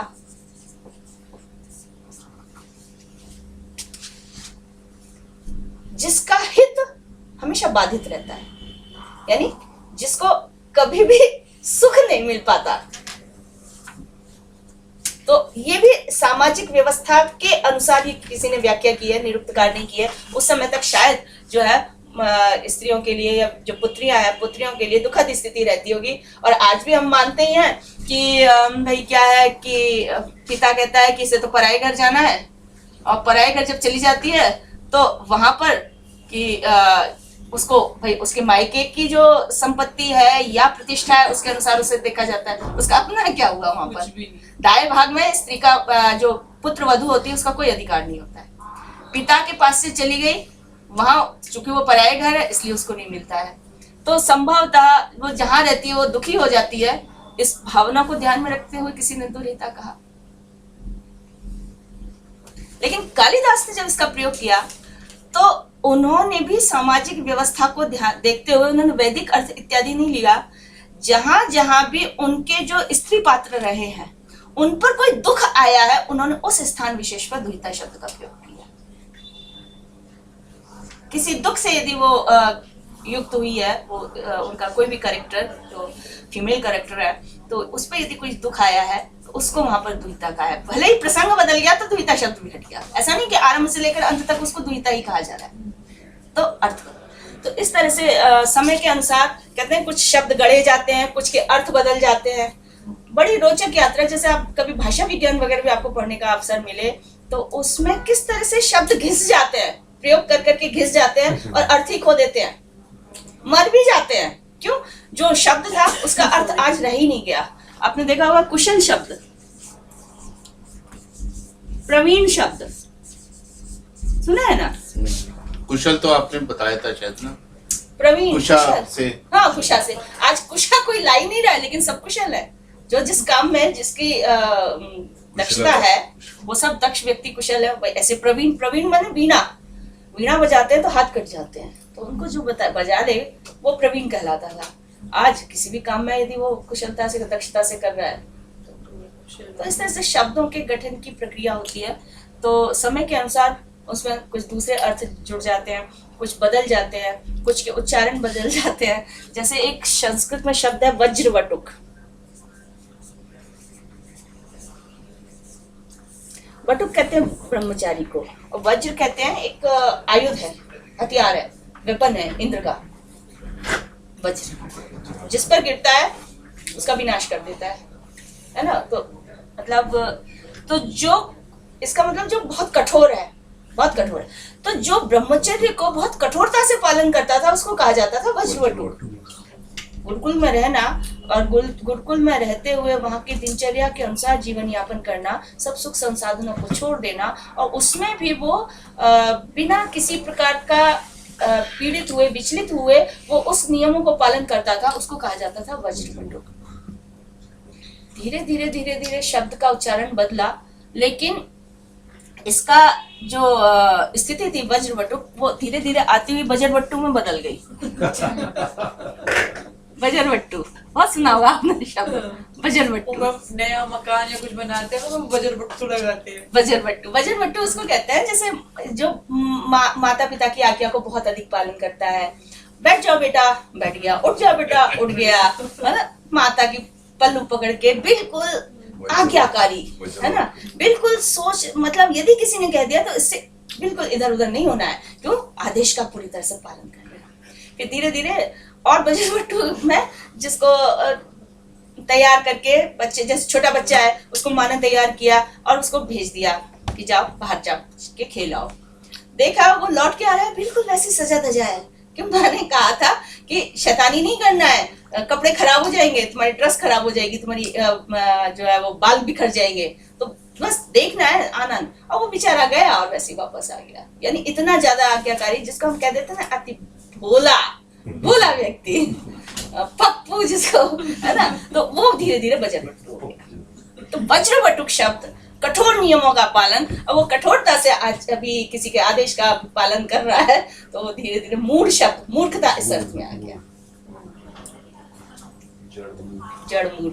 तो बहुत सारे शब्द इस तरह से बदल जाते हैं समय के अनुसार। उसमें कारण बहुत से हैं, भाषा विज्ञान गिनाता है, हम उस पर चर्चा नहीं करते। मैं एक चीज पूछ रही थी, सिर्फ ये जो आपने लिखवाया ना कि पुत्र नामक नरक से मुक्ति दिलाता है पुत्र, तो फिर यहाँ पे पुत्र आपने बोला कि वो पुल्लिंग है, उसको आप स्त्रीलिंग और पुल्लिंग में कर ली, तो जो पुत्र सामाजिक तौर से कहा जाता है, जो पुल्लिंग वो है या दोनों है, पुत्र और सामान्य आजकल तो हम पुत्र को पुल्लिंग अर्थ में ही लेते हैं ना, पुल्लिंग अर्थ में ही प्रचलित हो गया। आजकल क्या प्राचीन समय में भी ये हो गया ना कि स्त्रियां जो कि कन्या जो है वो विवाह के बाद पतिकुल चली गई, अब उसको पिंडदान इत्यादि का अधिकार नहीं रहा, ठीक है ना। पिंडदान का अधिकार नहीं रहा तो पिता के लिए ये पिंडदान इत्यादि जो और्ध्वदैहिक क्रियाएं बोली जाती है, मृत्यु के बाद की जाने वाली जो क्रियाएं हैं, ताकि उसके माध्यम से उनका वंश चलता रहता है, तो वो काम चूंकि पुत्र के द्वारा किया जा रहा है, इसलिए पुत्र शब्द से पुल्लिंग का ही प्रयोग ग्रहण किया जाता है। पुत्र से तो यहाँ पर भी पुल्लिंग ही है, पुत्री के अर्थ में नहीं आया है, लेकिन संस्कृत में ऐसे बहुत से शब्द हैं जो एक शेष कहलाते हैं। सामान्य यदि कोई बात की जा रही है तो यदि पुत्र के लिए कही गई है तो वो पुत्री के लिए मानी जाएगी। लेकिन यहाँ जिसको कहा जा रहा है आत्मा, तो चूंकि अब मैंने बताया ना आत्मजा और आत्मज स्वयं से उत्पन्न हो रहे हैं, और आत्मा वे जायते पुत्र, तो यहाँ पर वो सामान्य है, वो पुत्र भी हो सकता है, पुत्री भी हो सकता है। भार्या दैव कृतः सखा, जो भार्या है वो स्वाभाविक मित्र है, भार्या दैव कृतः सखा। और ये यदि कहते हैं ना, यदि देवता ये कैसी भार्या मिलेगी ये व्यक्ति के अपने हाथ में नहीं है ना। स्वाभाविक एक व्यक्ति उसके स्वभाव को नहीं जानता है जिसके साथ उसका परिणय होने जा रहा है, तो यदि विधाता अनुकूल है तो सखत्व प्राप्त होगा, अन्यथा उसका जीवन नरक तुल्य हो जाएगा। इसलिए दोनों का ही हो जाता है, दोनों का ही हो जाता है। तो इसलिए भार्या दैवकृतः सखा, जो भार्या है वो स्वाभाविक मित्र है, ऐसा माना गया है। उपजीवनम च पर्जन्य, व्यक्ति के जीवन का सहारा क्या है? उपजीवनम च पर्जन्य, व्यक्ति के जीवन का सहारा क्या है? तो कहते हैं पर्जन्य, मेघ, वर्षा। वर्षा व्यक्ति के जीवन का सहारा है। जहाँ नहीं होती है, अकाल पड़ जाता है, अकाल के कारण सारा विनाश हो जाता है, तो इसलिए मेघ से समृद्धि आती है। तो उपजीवनम च पर्जन्य, दानम अस्य परायण, और इसका परायण यानी आश्रय क्या है? तो दान। व्यक्ति का आश्रय एकमात्र क्या है? दान की बात ये ऊपर से कई बार करते चले आ रहे हैं, इसका मतलब दान को ये विशेष महत्व दे रहे हैं। तो दानम अस्य परायण, जैसे कहते हैं हम सबका आश्रय क्या है? हम सबका आश्रय आकाश है। श्रुति भी कहती है आकाश ही सबका आश्रय स्थान देता है। तो व्यक्ति का अस्तित्व किसके कारण हो सकता है? तो व्यक्ति को वो अस्तित्व प्रदान करने वाला तत्व है दान, लोक में भी और परलोक में भी। यक्ष उवाच, यक्ष ने आगे फिर प्रश्न किया, धन्यानाम उत्तमम किंचित्, धन्य नहीं है, धान्य है। नहीं सॉरी, ठीक है। धन्यानाम उत्तमम किंचित्, आगे धनानाम स्यात् किम उत्तमम, धन्यानाम उत्तमम किंचित् धनानाम स्यात् किम उत्तमम, लाभानाम उत्तमम किम स्यात् सुखानाम स्यात् किम उत्तमम। धन्यानाम उत्तमम किंचित्, क्या उत्तम है धन्य लोगों का? यानी इसको हम कह सकते हैं ना, धन्य शब्द शायद समझ में नहीं आए तो धन्यवाद तो हम जानते हैं, धन्यवाद के योग्य, जिसके कारण व्यक्ति को कहा जाए धन्य हो गया, तुम्हारा जीवन धन्य हो गया, ये कार्य जो होता है वो धन्य है। यानी जीवन का सार्थक कोई परिणाम, उसके कारण हम व्यक्ति को धन्यवाद देते हैं। तो बहुत अच्छा काम किया, इसलिए आपको धन्यवाद, थैंक यू जो आपके। तो धन्यानाम उत्तमम किंचित्, ये धन्यवाद के योग्य सबसे उत्तम क्या है? कौन सा तत्व है जिसके कारण व्यक्ति को धन्यवाद या धन्यता का पात्र बनता है? धनानाम स्यात् किम उत्तमम, उत्तम धनानाम स्यात् किम उत्तमम, धनों में सबसे उत्तम क्या है? धनियों में सबसे उत्तम क्या है? धनों में सबसे उत्तम क्या है? तो धनानाम स्यात् किम उत्तमम, धनों का या धनों में सर्वोत्तम क्या है? यहाँ पर देखिए, धन्या नाम में भी षष्ठी विभक्ति का प्रयोग है, धनानाम में भी षष्ठी का विभक्ति का प्रयोग है। जब बहुत में से किसी एक को छांटा जाए तो वहां पर षष्ठी या सप्तमी विभक्ति का प्रयोग होती है। जैसे कक्षा में सर्वश्रेष्ठ कौन है? तो कक्षायाः या कक्षायाम दोनों प्रयोग, कक्षा में या कक्षा का सर्वश्रेष्ठ कौन है या कक्षा में सर्वश्रेष्ठ कौन है? तो बहुतों में से जब एक को हम छांटे तो यहाँ पर कह रहे हैं धन्यानाम उत्तमम किंचित् धनानाम, यानी बहुत सारे काम हैं जिनसे व्यक्ति धन्य बनता है, बहुत सारे धन हैं जो व्यक्ति के लिए उत्तम है, लेकिन उन सब में भी कोई हम विशेष देखें तो वो क्या है? तो धनानाम स्यात् किम उत्तमम, सर्वश्रेष्ठ धन क्या है? इसको हम ऐसे भी कहें कि सर्वश्रेष्ठ धन्यवाद की पात्रता किससे होती है और सर्वश्रेष्ठ धन क्या है? लाभानाम उत्तमम किम स्यात्, सबसे बड़ा लाभ क्या है या लाभों में भी सबसे उत्तम लाभ क्या है? और सुखानाम स्यात् किम उत्तमम, और सुखों में भी सबसे उत्तम सुख क्या है? ठीक है, इसको थोड़ा बदल के यदि हम अर्थ करें तो सर्वश्रेष्ठ धन्यता के योग्य क्या है, सर्वश्रेष्ठ धन क्या है, सर्वश्रेष्ठ लाभ क्या है और सर्वश्रेष्ठ सुख क्या है? शाब्दिक एकदम अर्थ हम कर रहे हैं तो धन्यानाम उत्तमम किंचित्, अर्थात धन्य में सबसे उत्तम क्या है, धन में सबसे उत्तम क्या है, लाभ में सबसे उत्तम क्या है और सुखों में सबसे उत्तम क्या है? ये प्रश्न था, अब इसका उत्तर। यहाँ पर युधिष्ठिर उवाच छूट गया है, युधिष्ठिर उवाच, युधिष्ठिर ने उत्तर दिया धन्यानाम उत्तमम दाक्ष्यम। मैं इसको दोबारा से शुद्ध करके एक बार फिर से आपको भेजूंगी क्योंकि पढ़ते समय बहुत सी अशुद्धियां आ रही हैं। धन्यानाम उत्तमम दाक्ष्यम, धनानाम उत्तमम श्रुतम, लाभानाम श्रेय आरोग्यम, सुखानाम तुष्टि उत्तमा। धन्यानाम उत्तमम दाक्ष्यम, व्यक्ति को जो धन्यता प्राप्त होती है, ये व्यक्ति को जो सबसे बड़ा व्यक्ति को धन्य बनाने वाला कार्य है वो है दाक्ष्यम। दाक्ष्य शब्द ऊपर भी आ गया, दक्षिणता, उदारता। उदारता, जो व्यक्ति उदार है, व्यक्ति उसके प्रति अपनी कृतज्ञता हमेशा प्रदर्शित करता है। तो हम्बल उदारता नहीं, केवल हम्बल नहीं है, इसमें बहुत सारी चीजें आ जाती हैं। बिग हार्टेड, क्षमा दे देता है।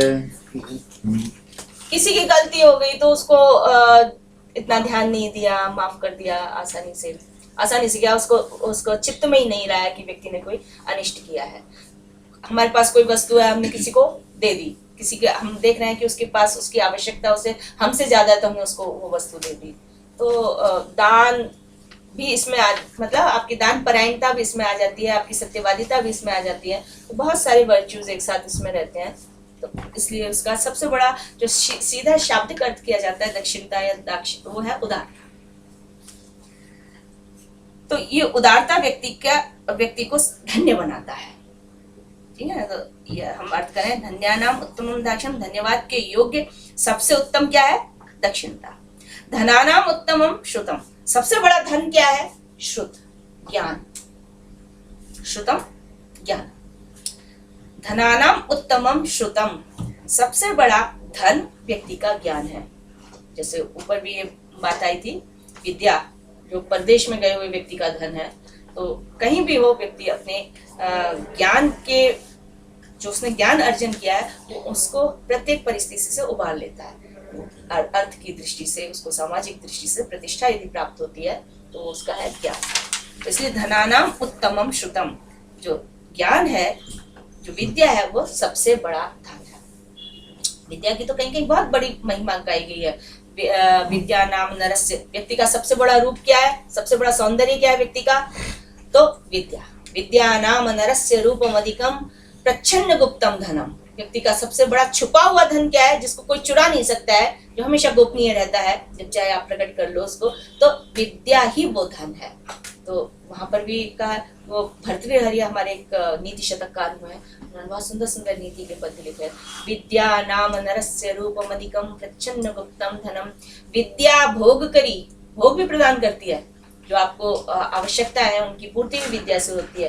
विद्या भोग करी, यशः सुख करी, यश भी प्रदान करती है, सुख भी प्रदान करती है। विद्या गुरु नाम गुरु, विद्या गुरुओं का भी गुरु है। विद्या परम दैवतम, इस तरह से करके काफी बड़ा पद्य है। तो विद्यानाम सर्वधनान प्रधानम, हाँ, विद्या धनम सर्वधन प्रधानम, या बिल्कुल सही है।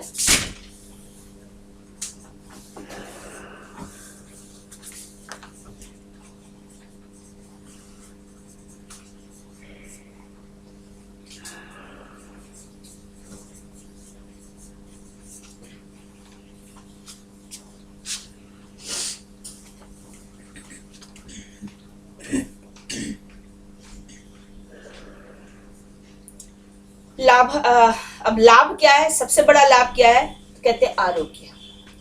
लाभानाम श्रेय आरोग्यम, लाभानाम उत्तमम किम, तो लाभ में जो आरोग्य है वही श्रेयस्कर है।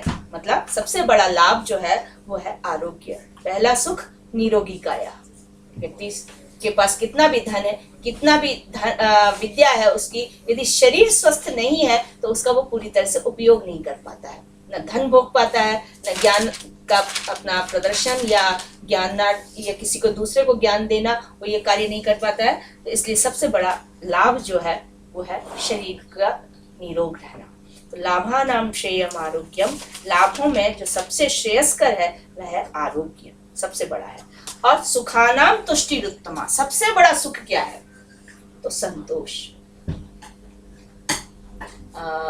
एक हिंदी में एक दोहा प्रचलित है, आपने सुना होगा, गोधन गोधन गजधन वाजिधन और रतन धन खान, जब आवे संतोष धन सब धन धूरी समान।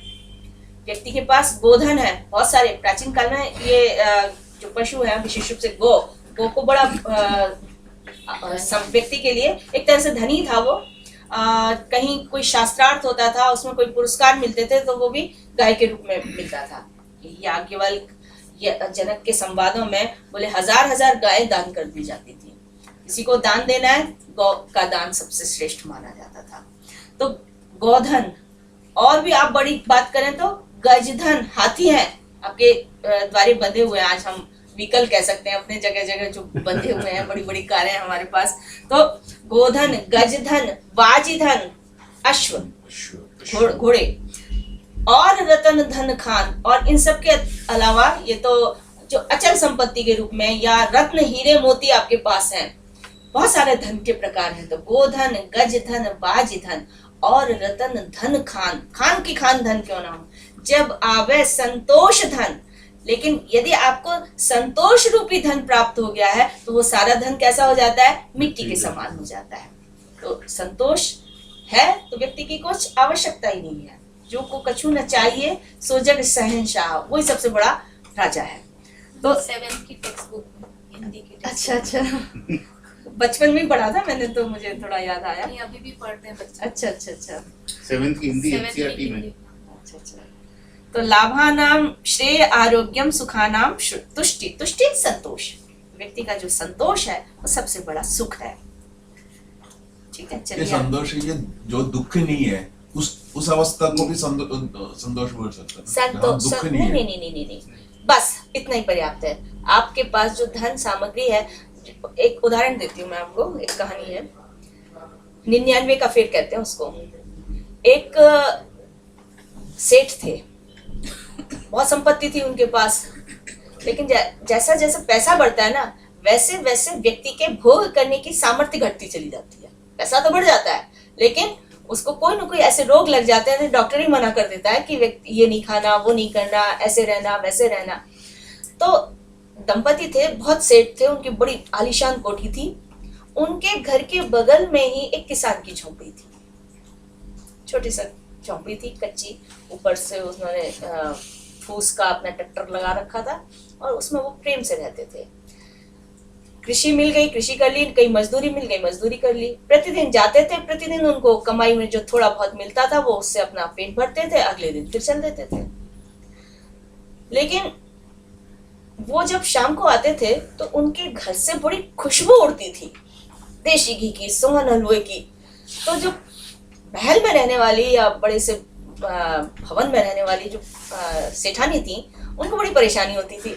बोले हम तो इतने पैसे वाले हैं, हमारे यहाँ तो रोज देशी घी का और सोहन हलवा नहीं बनता है। ये देखो गरीब आदमी, इनके यहाँ रोज जो है वो सोहन हलवा पकता है। तो सेठ जी बोले नहीं, कोई बात नहीं, ये अभी 99 के फेर में नहीं पड़े हैं, इसलिए इनके यहाँ सोहन हलवा रोज बनता है। तो बोले ये 99 का फेर क्या होता है? तो उन्होंने कहा कि देखो कैसे मैं थोड़े दिन में इनकी सारी खुशबू बंद करता हूँ। सेठ जी ने एक पोटली ली, उस पोटली में 100 सिक्के, 100 नहीं 99 सिक्के बांधे और उनकी झोपड़ी में डाल दिए। अगले दिन मिले, बोले देता है ना, छप्पर फाड़ के देता है, तो हो सकता है ऊपर वाले ने टपका दिया कैसे। तो वो दंपति बड़ा खुश हुआ, जो कृषक था। तो उन्होंने गिने तो बोले 99, बोले अरे 99 ही है, एक कम रह गया। अब वो प्रतिदिन जाते और कमा के जो लेके आते, उसमें से आवश्यकता से जितने में पेट भर जाए वो इतनी सामग्री लेके आते थे और बाकी बचत करते थे। धीरे धीरे धीरे करके उनका वो एक सिक्का पूरा हुआ, जो स्वर्ण मुद्रा थी एक पूरी हुई, और वो अब 100 हो गई उनकी। अब 100 में ही उनको संतोष नहीं हुआ। अब उन्होंने क्या किया कि ये 101 हो जाए। अब 101 के लिए उनका प्रयास चल पड़ा।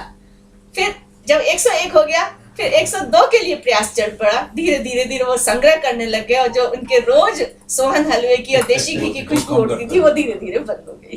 तो ये क्या था? संतोष खत्म हो गया। संतोष था तब तक वो उनके लिए कुछ उनको चाहिए ही नहीं था, उनके लिए उतना ही पर्याप्त था जो प्रतिदिन प्राप्त हो रहा था। अब असंतोष हो गया, 99 से काम नहीं चलेगा, 100 किया जाए, 100 से काम नहीं चलेगा, 100। तो ये स्थिति जो है वो व्यक्ति की आवश्यकता निरंतर बढ़ती चली जाती है, उसको नियंत्रित ना कर पाए, वो असंतोष होता है। जितना उसको प्राप्त हो रहा है उसमें वो संतुष्ट है। वो स्थिति जो यहाँ पर इन्होंने तुष्टि के रूप में कही है। वो भी तो आता ना, एक गरीब था, गरीब ने ईश्वर को प्रसन्न किया तो उन्होंने उसको एक मुर्गी दी, मुर्गी सोने का अंडा देती थी। अब उसने कहा प्रतिदिन एक सोने का अंडा मिलता है, बोले ऐसे तो हम अमीर होने में बहुत समय लग जाएगा, एक सोने के अंडे से हम इकट्ठे ही सारे सोने के अंडे ले लेते हैं वो तो उससे। उसका बीवी ने बोला उसको। हाँ, तो हम एक दिन ही सारे सोने के अंडे ले लेते हैं। तो अब क्या हुआ, वो जो असंतोष हुआ कि जो मिल रहा है वो उनको पर्याप्त नहीं लगा, तो उन्होंने उसको एक बार में ही लेने के चक्कर में अपना हमेशा का नुकसान कर लिया। तो इसलिए जो सबसे बड़ा सुख है वो है संतोष। कश्च धर्मः परो लोके कश्च धर्मः सदा फलः किम नियम्य न शोचन्ति कैश्च संधिर्न चीर्यते। कश्च धर्मः परो लोके, लोके संसार में, परः माने सबसे बड़ा, धर्मः कहा धर्म क्या है, परः धर्मः, परः माने सबसे बड़ा, लोक में संसार में रहते हुए सबसे बड़ा धर्म क्या है, कश्च धर्मः सदा फलः, और जो हमेशा ही फल दे वो धर्म कौन सा है, कहा धर्मः सदा फलः, मतलब कोई मौसम नहीं है उसका, हर मौसम में, हर काल में, हर समय में जिसका फल प्राप्त होता रहे, तो कह धर्मः सदा फलः, वो सदा फल यानी हमेशा फल देने वाला तत्व वो क्या है, वो धर्म कौन सा है, किम नियम में न शोचन्ति, वो कौन सा धर्म है जिसको वश में करके व्यक्ति को शोक नहीं होता, पीड़ा नहीं होती, दुख नहीं होता, शोचन्ति दुख नहीं करते, किम नियम में न शोचन्ति, क्या नियमित करके, क्या संयमित करके, किसको रोक कर, न शोचन्ति शोक नहीं होता है, कैश्च संधिर न जीर्यते, और किसके साथ बांधी गई गांठ जीर्ण नहीं होती, खुलती नहीं है, मतलब मजबूत होती है, पक्की होती है। जीर्ण होना मतलब गांठ लगाई खुल जाए, कमजोर हो जाती है ना, जीर्ण शीर्ण होना। तो संधि माने जोड़, गांठ, मित्रता भी हम कह सकते हैं, संधि, दो लोग मिलते हैं। तो कैश्च संधिर न जीर्यते, और किसके साथ जुड़ाव जो है वो जीर्ण नहीं होता, कभी पुराना नहीं होता, या जिसको तोड़ा नहीं जा सकता है, जो खुल जाए, जो टूट जाए, ऐसा जो नहीं है, ऐसी संधि माने जोड़। संधि कैसे कहते हैं, जोड़ को। तो कह धर्मः परो लोके, सबसे बड़ा धर्म क्या है, हमेशा फल देने वाला धर्म क्या है, वो धर्म क्या है जिसको पाकर, जिसको वश में करके, नियंत्रण करके, रोक कर व्यक्ति को शोक नहीं होता है, यानी किसका दमन किया जाए, किसको रोका जाए, ऐसी कौन सा धर्म। और कैश्च संधिर न जीर्यते, किनके साथ, कई शब्द आया ना, तृतीय व्यक्ति का बहुवचन, किनके साथ की गई संधि नहीं न जीर्ण्यते, जीर्ण नहीं होती है, समाप्त नहीं होती है। ये प्रश्न थे, अब उनके उत्तर देखिए। अनृशंस्यम परम धर्मः, अनृशंस्यम, नृशंसता, नृशंसता किसे कहते हैं, क्रूरता, और अनृशंस्यम उसका विपरीत भाव हो जाता है दया भाव, दया भाव। दया ही सबसे बड़ा धर्म है। अनृशंस्यम परम धर्मः, इस लोक में सबसे बड़ा धर्म है दया, प्राणियों पर दया करना, किसी को कष्ट में देखकर उसकी सहायता के लिए तत्पर रहना, दया। तो अनृशंस्यम परम धर्मः त्रयी धर्मः सदा फलः, जो हमेशा फल देता है, जिसका कोई मौसम नहीं है, कोई ऋतु नहीं है कि ऋतु विशेष में ही फल दे, वो है त्रयी विद्या। त्रयी विद्या व्यक्ति के आजीवन, जीवन पर्यंत उसको फल देती है। अब वो त्रयी क्या है, यहाँ पर वेद त्रयी की बात की जा रही है। वेदों का जो पारायण है, वेदों से प्राप्त होने वाला जो ज्ञान है, उसका फल व्यक्ति को आजीवन, प्रत्येक काल में, प्रत्येक आयु में प्राप्त होता है। ऐसा नहीं कि कुछ अवसर विशेष में ही या कुछ आयु की सीमा विशेष में ही उसको वो लाभ मिले। तो त्रयी विद्या, जो धर्म, अर्थ, भक्ति या ज्ञान और कर्म, धर्म, अर्थ, नहीं वो नहीं है यहाँ पर। त्रयी विद्या, तीन वेद, ऋक, यजु और साम, ऋक, यजु और साम। अथर्व को क्यों छोड़ दिया, अथर्व वेद भी है ना, उसको क्यों छोड़ दिया, वो बाद में बना था, वो इन्हीं में आ जाता है, इन्हीं में आ जाता है।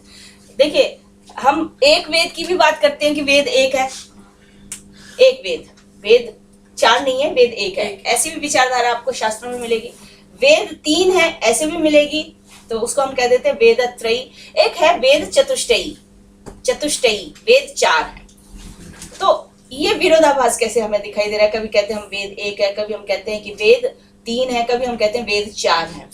तो इसमें बस विचारधारा का ही अंतर है। वो इसलिए कि जब ये कहा जाता है कि वेद अपौरुषेय है, तो जब अपौरुषेय है तो उस समय अपौरुषेय रूप में जो वेद की प्राप्ति हुई उसके कोई विभाग नहीं थे, वो ऋक यजुर साम के रूप में नहीं थे, वो वेद थे। ठीक है ना? वेद माने ज्ञान, जो सृष्टि के निर्माण के साथ ही आया और अनादि है, अनंत है। जब ये बात की जाती है तो वेद एक है ऐसा माना जाता है। लेकिन समय के अनुसार फिर वेदव्यास ऋषि ने इनको संहिताओं में बांट दिया। किसी में स्तुतियां थी, कुछ मंत्रों के द्वारा स्तुति की जाती थी देवता की, वो ऋक कहलाया। किसी के द्वारा आहुति दी जाती है, कर्मकांड किया जाता है, वो यजु कहलाया। किसी मंत्र का गान किया जाता है तो वो साम कहलाया। तो जब छंदोबद्धता, जो छंदों में बंधा हुआ है, ये माना गया, तो वो छंदोबद्धता ऋक में दिखाई दी। जो गद्यात्मक है वो यजु हुआ, और जो गेय है, जो जिसको गान किया जा सकता है, वो साम था। तो विधा की दृष्टि से गद्य, पद्य, गान, ये 3 विधाएं अलग अलग हो गई। इसके आधार पे कहा गया ये 3 है, तो कहा ऋक। और साम गान किया जाता है, इसी से कहते हैं संगीत विद्या का आविर्भाव हुआ। इनके द्वारा कर्मकांड किया जाता है और ये देवताओं के स्तवन के लिए स्तुति के रूप में प्रस्तुत किए जाते हैं। और जब संहिताओं के रूप में हम कहते हैं तो 4 हो जाते हैं, यानी 4 संहिताओं को व्यास ने विभाजित किया था और अपने 4 शिष्यों को पढ़ाया था। तो उसमें फिर हम चौथा अथर्व भी जोड़ देते हैं। अथर्व की अधिकांश विषय वस्तु ऋक और यजु में आ जाती है। तो इसलिए अथर्व को जो है वो गद्य, पद्य, गेय इस रूप में इसको न करके, इसमें मंत्र है, उनमें छंद है, छंदों को वो स्तवन प्रधान भी हैं, वो कर्मकांड परक भी हैं, इसलिए इनका मिश्रण हो जाने के कारण इन 3 को ही विधा के रूप में कहा। और संहिताओं के रूप में हमारे सामने ये 4 आते हैं। तो चतुष्टयी की बात हम करते हैं तो हमारे पास ये संहिताएं हो जाती हैं। जब वेदत्रयी की बात करते हैं तो छंदोबद्धता, गद्यात्मकता, गेयात्मकता, इस आधार पर वेदत्रयी की बात की जाती है। और इन समन्वित ज्ञान की बात हम करते हैं तो विद ज्ञाने, इसमें जो धातु है वो है ज्ञान अर्थ की, तो विद ज्ञाने, तो ज्ञान के रूप में हम एक तत्व की बात करते हैं तो उसके हम विभाग नहीं कर सकते हैं, वो तत्व एक है। तो वेद की जो विद्या है, वेद में जो तत्व प्रतिपादित किए गए हैं, वो व्यक्ति के प्रत्येक आयु में, प्रत्येक काल में व्यक्ति के लिए उपयोगी होते हैं। तो त्रयी धर्म सदा फलः, वेदोक्त धर्म ही सदा फल देने वाला होता है। समय के अनुसार बहुत से धर्म व्यक्ति के विकसित होते हैं, समय के अनुसार हमारी मान्यताएं बदलती हैं। तो वेद ऐसा है, उसी को आधार बनाकर सारे दर्शन आए हमारे, विशेष रूप से जिसको हम वैदिक फिलॉसफी कह देते हैं, वैदिक दर्शन कह देते हैं। उसमें न्याय वैशेषिक आ जाते हैं, सांख्य योग आ जाते हैं, पूर्व मीमांसा और उत्तर मीमांसा आ जाते हैं। ये वेद के अनुसार ही जो है व्यक्ति के कल्याण की बात करते हैं। इन सब का उद्देश्य मोक्ष की प्राप्ति, और ये बात हमें वेद ही बताता है कि धर्म क्या है, अर्थ काम क्या है, किस रूप में इसका पालन किया जाए कि अंत में मोक्ष की प्राप्ति हो। तो ये सारे जो सदा फल की तात्पर्य इनका ये हुआ कि जिससे जो अंत में हमें जिसको परिणाम के रूप में लेना है, तो मोक्ष को ही हमारा जीवन का परम पुरुषार्थ माना जाता है। तो वेदत्रयी ही हमें उस फल तक पहुंचाता है। मनोयम्य न शोचन्ति, प्रश्न था किम नियम्य न शोचन्ति, किम नियम्य या नियम्य में आप प्रत्यय बता सकते हैं? पढ़ा हुआ है हमारा, नी उपसर्ग है, यम धातु है और ल्यप प्रत्यय है।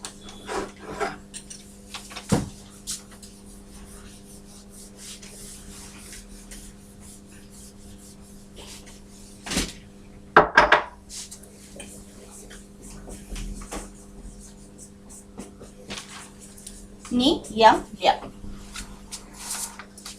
तो यम धातु वश में करना, और पूरी तरह से वश में कर लिया जाए तो उसको कहा जाता है नियम। ल्यप प्रत्यय कर के अर्थ में, आफ्टर डूइंग, यदि वश में कर लिया जाए तो इस अर्थ में आता है। हमने दो प्रत्यय देखे थे, एक तो त्वा और एक ल्यप। दोनों ही समान अर्थ में आते हैं, लेकिन अंतर ये होता है कि जो ल्यप होता है उसके पहले उपसर्ग लगा होता है, उपसर्ग होता है उसमें, और इसमें बिना उपसर्ग के उसको हम उपयोग करते हैं। तो नियंत्रण करने में नी उपसर्ग है, इसलिए यहाँ पर ल्यप प्रत्यय का प्रयोग किया है कि मन को नियंत्रण करके शोक नहीं होता। व्यक्ति का मन ही है जो सब जगह भागता रहता है। तो मन एवं मनुष्याणाम कारणम बंध मोक्षयो, संस्कृत में सूक्ति चलती है, मन एवं मनुष्याणाम कारणम बंध मोक्षयो।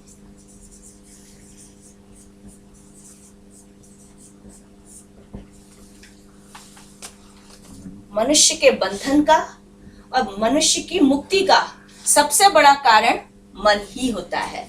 मन ही मनुष्य को बंधन में डालता है। मन को ही नियंत्रित कर लिया जाए तो मोक्ष होता है, मोक्ष की प्राप्ति होती है। योग दर्शन में बहुत सी क्रियाएं तो आती हैं। मन का क्या मतलब, वेद ने क्या बोला है मन क्या होता है? बस बहुत सुपरफिशियल अंडरस्टैंडिंग होते हैं हम लोग। मन को हम सामान्य रूप से यहाँ कहें तो माइंड ले सकते हैं, माइंड। इसका यदि हम ट्रांसलेशन करते हैं तो एग्जैक्ट मन के लिए देखिए बहुत सारे शब्द हैं हमारे पास। अहंकार है ना, एक सांख्य दर्शन एक को कहता है महत शब्द है, एक ये बुद्धि है, ठीक है। इससे बहुत सारी चीजें उत्पन्न हुई हैं। इसी में एक मन है, ज्ञानेंद्रियां हैं, ज्ञानेंद्रियां। इसको यदि दर्शन की दृष्टि से यदि हम थोड़ा समझने का प्रयास करें तो ज्ञान हमें किससे होता है? इंद्रियों से होता है। जैसे सामने रखी हुई वस्तु को हम देखकर ग्रहण करते हैं, और कोई कठोर है, कोमल है, इसको हम स्पर्श करके, हमारी नेत्र नहीं, जिसकी परिचय हमारी संवेदना यानी त्वचा देती है, हम उसको इसी तरह से कुछ हम कान से सुनकर ग्रहण कर लेते हैं। तो इस तरह से ज्ञानेंद्रियां हमारी ग्रहण करती हैं। लेकिन ये माना जाता है ज्ञानेंद्रियां जड़ है, जड़ है।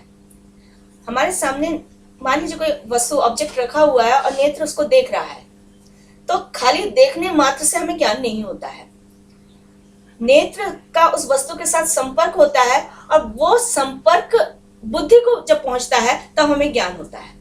यानी बुद्धि तक वापस आना उसको जरूरत है, तब आपको एक फीलिंग होती है कि मैंने इस वस्तु को जाना, ज्ञातो मया, मैंने इसको जाना। जब तक ये फीलिंग नहीं आएगी हमारे सामने रखी हुई वस्तु हमें पता नहीं चलेगी, क्योंकि बहुत सी वस्तुएं आपके नेत्रों के सामने से निकलती हैं, हम उनको जान नहीं पाते हैं। क्यों? उनका संबंध हमारी बुद्धि तक नहीं होता है। तो कोई भी इंद्रिय जब किसी वस्तु के संपर्क में आती है, तो संपर्क में आने के बाद उसका जो रिफ्लेक्शन हमारे माइंड पर, बुद्धि पर पड़ता है, माइंड नहीं कहेंगे हम उसको, नॉलेज कह सकते हैं, तो बुद्धि पर पड़ता है। उसके बाद बोध होता है कि ये अमुक वस्तु है। तो बुद्धि इसलिए आवश्यक है। लेकिन कुछ ऐसे विषय होते हैं जिनका इंद्रियों के साथ संपर्क ही नहीं हो रहा है, जिनका जो स्थूल वस्तु है, जिसको मूर्त हम कह देते हैं, वो तो हमारी इंद्रिय देख रही है, उसको तो कर रही है। लेकिन बहुत से ऐसे विषय होते हैं जहां तक हमारी इंद्रियां पहुंच ही नहीं पाती हैं, तो उनका बोध हमें कौन करा रहा है? वो जो अंतर इंद्रिय, इसको हम बोल देते हैं, वो अंतर इंद्रिय है, वो है मन। उस अंतर इंद्रिय को मन कहते हैं। अहंकार जो है वो ईगो है, मैंने जाना, ये मैं जो आ रहा है वो अहंकार है। और जब बुद्धि, मन और अहंकार ये सब मिल जाते हैं तो उसको कहा जाता है चित्त। थोड़ा इसमें ये सब जड़ है, क्योंकि प्रकृति के परिणाम है। एक अलग कॉन्शियसनेस जिसको हम कह देते हैं, वो कॉन्शियसनेस जब मिल जाती है इन तीनों के साथ तो वो चित्त कहलाता है। तो यहां जिस मन की बात आ रही है वो मात्र खाली ये अंतर इंद्रिय नहीं है, वो ये चित्त है। ये इसी के जो क्रियाएं होती है उनको हम कह देते हैं चित्तवृत्ति। चित्तवृत्ति, जैसा चित्त सोचता है व्यक्ति वैसा ही करने लगता है। जो दर्शन है ये कहते हैं व्यक्ति कॉन्शियसनेस एक अलग चीज है, वो इनमें से कोई नहीं है। लेकिन जब चित्त पर जैसा प्रभाव पड़ेगा वो वैसा ही रूप ले लेगी, उसका रिफ्लेक्शन चित्त वृत्ति के अनुसार व्यक्ति अपने को वैसा ही, यदि वो सुखी हो रहा है तो सुखी मानने लग जाएगी, वो दुखी हो रही है चित्त वृत्ति तो व्यक्ति अपने को दुखी मानने लग जाएगा। तो बंधन में पढ़ने का जो काम है वो मन का होता है, और मुक्ति भी मन की हो जाती है। मन को उन विषयों से अलग कर लेने से मुक्ति हो गई। अभ्यास और वैराग्य से व्यक्ति के सामने जो आई है व्यक्ति उनसे निर्मुक्त हो जाता है। योग दर्शन इसमें बहुत सारी बातें करता है, जिसको हम अष्टांग योग इत्यादि के माध्यम से कहते हैं। वो कहते हैं, यहाँ से अपनी बातें शुरू करता है कि योग किसे कहते हैं, चित्त वृत्तियों को रोक लो। योगश चित्त वृत्ति निरोधा, चित्त वृत्तियों को आप रोक लीजिए, वही योग है। कैसे रुकती है उसकी वो सारी क्रियाएं बताता है। तो चित्त वृत्ति ही बंधन में डालती है, चित्त वृत्ति ही मोक्ष का उपाय प्रस्तुत करती है। और जो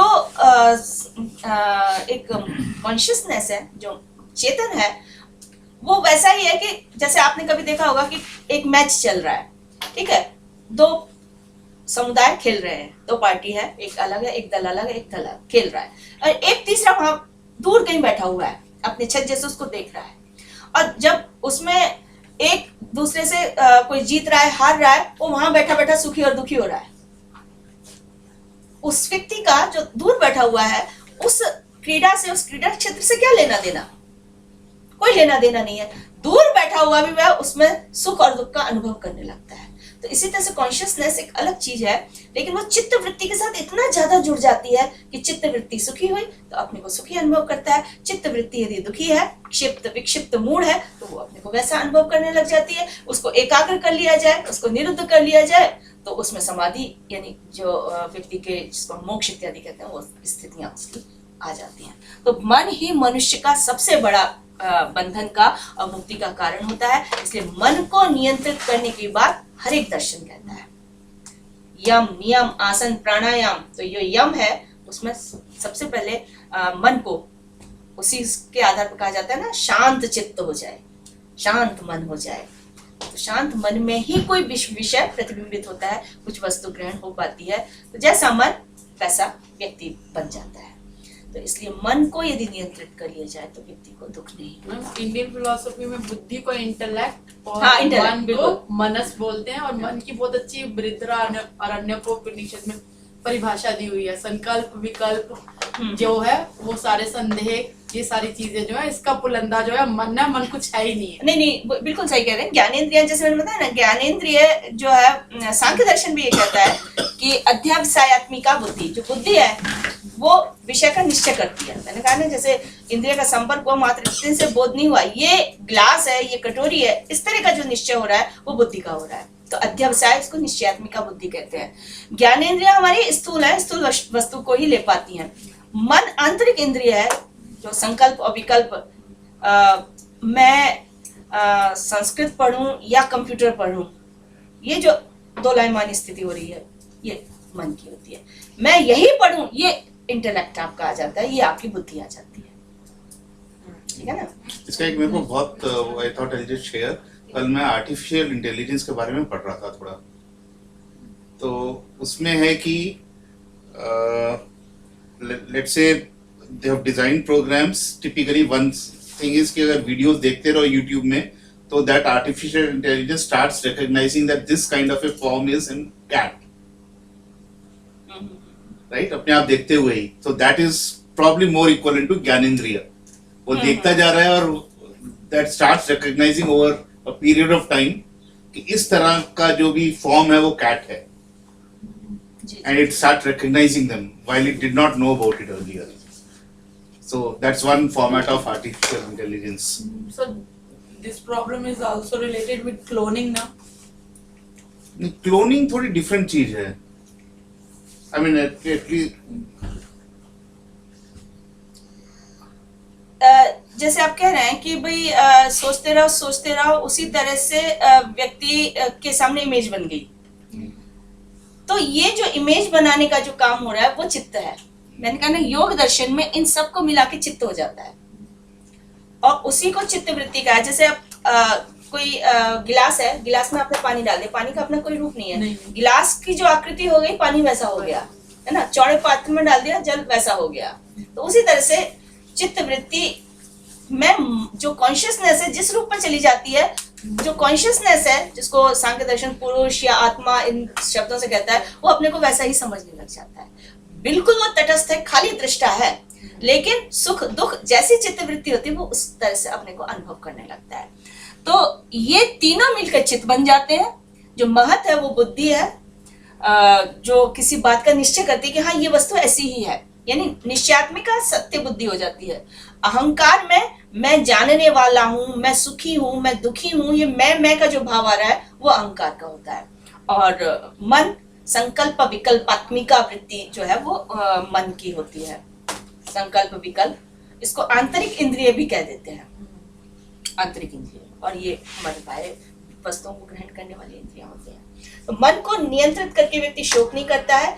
और जो सबसे मजबूत जोड़ होना चाहिए, जिसके साथ जोड़कर व्यक्ति को शोक नहीं होता है, तो कहते हैं सद्भी। सज्जनों के साथ यदि जोड़ किया जाए, सज्जनों के साथ यदि मित्रता की जाए, तो वो नहीं जीर्ण नहीं होती है। बाकी यदि तात्कालिक मैत्री है, किसी के कारण हो गई, तो समय के अनुसार नष्ट हो जाती है। आप जब तक है साथ, आपकी मित्रता तब तक है। यदि आप एक दूसरे से अलग हो गए तो एक दूसरे को भूल गए। लेकिन सज्जन व्यक्ति के साथ की गई मित्रता है वो आपके जीवन पर्यंत निर्वाह है। सज्जन इज जो सत्य बोलता है, या अच्छा जो वेदों, I mean that's a word which, ये सारी जो सद्गुण वृत्तियां जिनको सत्य उसी को है, कोई अस्त्य है, अपरिग्रह है इत्यादि वृत्तियों से जो युक्त है वो सज्जन है।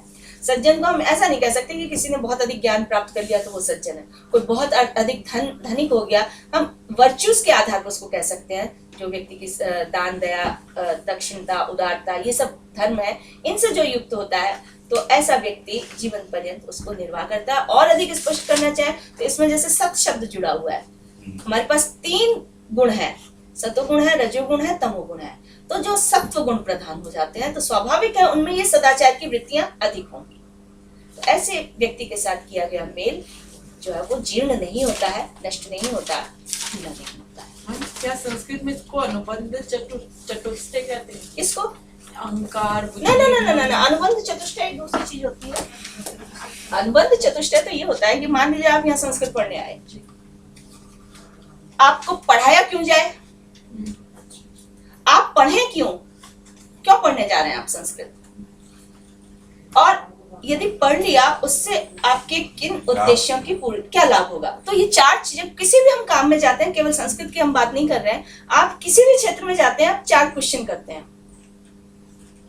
एक तरह का वो क्वालिफिकेशंस होती हैं कि ये 4 चीजों के कारण ही हम उसमें किसी चीज में जाते हैं, उनको कहा जाता है अनुबंध शब्द। कॉन्ट्रैक्ट एक तरह का है ना। तो क्यों पढ़े, क्या लाभ होगा, कौन पढ़े, कैसे पढ़े, ये कुछ चीजें हैं। जब ये निश्चित हो जाती है तो हम किसी क्षेत्र में उतरते हैं, बिना इसके नहीं उतरा जाता। कहते हैं ना, प्रयोजनम अनिर्दिश्य मंदोपि न प्रवर्तते। मूर्ख से मूर्ख व्यक्ति तो ये देखता है कि हमें इससे क्या लाभ होगा। तो 4 चीजें होती हैं अनुबंध चतुष्टय में, ये तो ठीक है। वो है पहला अधिकारी,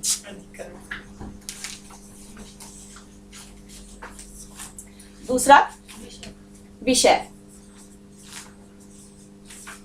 प्रयोजन और संबंध।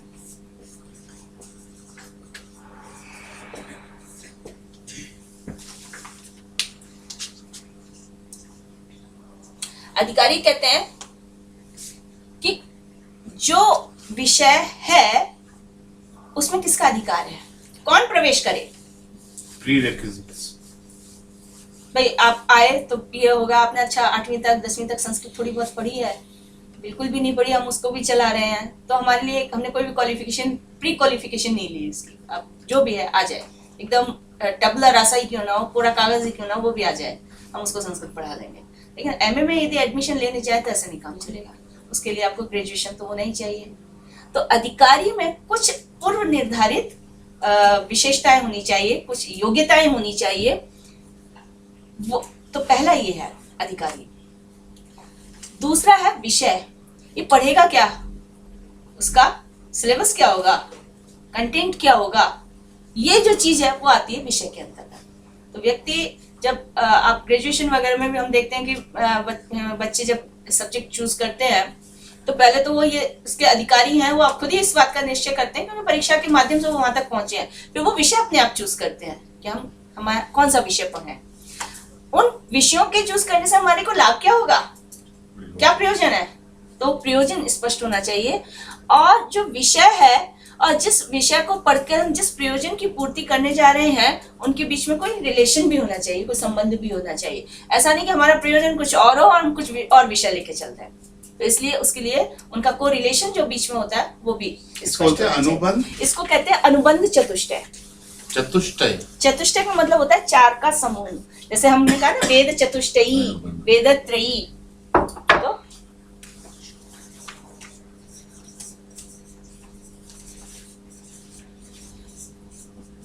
संस्कृत में जब कोई भी शास्त्र आरंभ किया जाता है, कोई भी शास्त्र आरंभ किया जाता है तो उस शास्त्र की स्टार्टिंग में ये चारों चीजें क्लियर कर देते हैं।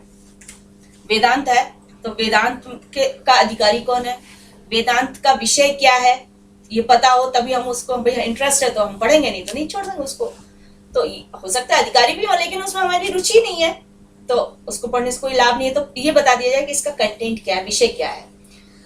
संक्षेप में होता है, बहुत विस्तार से उसको नहीं बताते हैं। तो किसी भी ग्रंथ के आरंभ में संक्षेप में ये चारों चीजें स्पष्ट कर दी जाती हैं कि कौन इसको पढ़ेगा, वो क्या पढ़ेगा, उसको पढ़ने से उसके किन उद्देश्यों की उसको क्या लाभ होगा, और जो पढ़ने पढ़ाने वाला जो ग्रंथ जो आप पढ़ रहे हैं वो और उसका विषय, उनके मध्य में जो कोई ना कोई संबंध होता है, प्रतिपाद्य प्रतिपादक कह देते हैं, या विशेष रूप से हम प्रतिपाद्य प्रतिपाद्य वो प्रतिपादित करता है, वो उसका ग्रहण करने वाला होता है, प्रतिपादन के योग्य होता है। तो प्रतिपाद्य प्रतिपादक संबंध इस तरह की चर्चा की जाती है।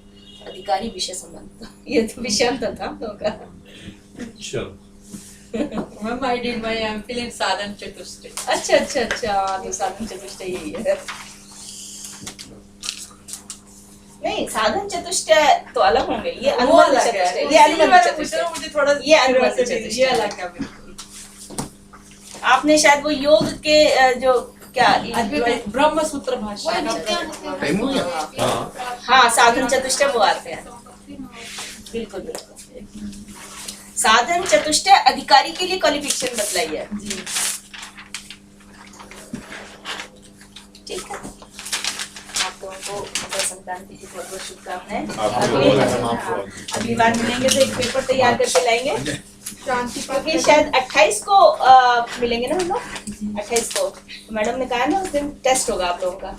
तो बताइए मैम कैसे क्या करना है? कुछ ऑब्जेक्टिव भी ले लेंगे ना मैम, 28 से अगले वीक पे कर लेंगे। तो 26, 27, 28 3 दिन की छुट्टी है लगातार। हाँ, तो जो भी टर्न पड़ेगा, जो हमको जाना पड़ेगा जो भी टर्न पड़ेगा उसमें कर लेंगे, लेकिन कुछ फिल इन द ब्लैंक होगा, ठीक है ना। ठीक है। कुछ मतलब ऑब्जेक्टिव वाला 1-1, 2-2 शब्द लिखने का हुआ। इसमें अब मैं कहूँगी आप एक पेपर तैयार करके लाइए, संधियों पर लेके आइए, तो वो थोड़ा डिफिकल्ट ज्यादा हो जाएगा। संधि से रिलेटेड होगा। जो हमने कंटेंट पढ़ लिया है, जैसे रामायण का थोड़ा पढ़ा है और अभी महाभारत का जो पढ़ रहे हैं, उन्हीं से उनको जैसे एक श्लोक दे दिया, उसी में क्वेश्चन बना के उसी में से आप उत्तर दीजिए, ऐसा दिया तो एक एक शब्द में जो उत्तर देना पड़ेगा। ठीक है, शांति पाठ। ओम शांति शांति पृथ्वी शांति रापः शांति रोषधयः शांति वनस्पतयः शांति शांति विश्वे देवाः शांति ब्रह्म शांति सर्वं शांति शांतिरेव शांति सामा शांतिरेधि। ओम शांति शांति शांति।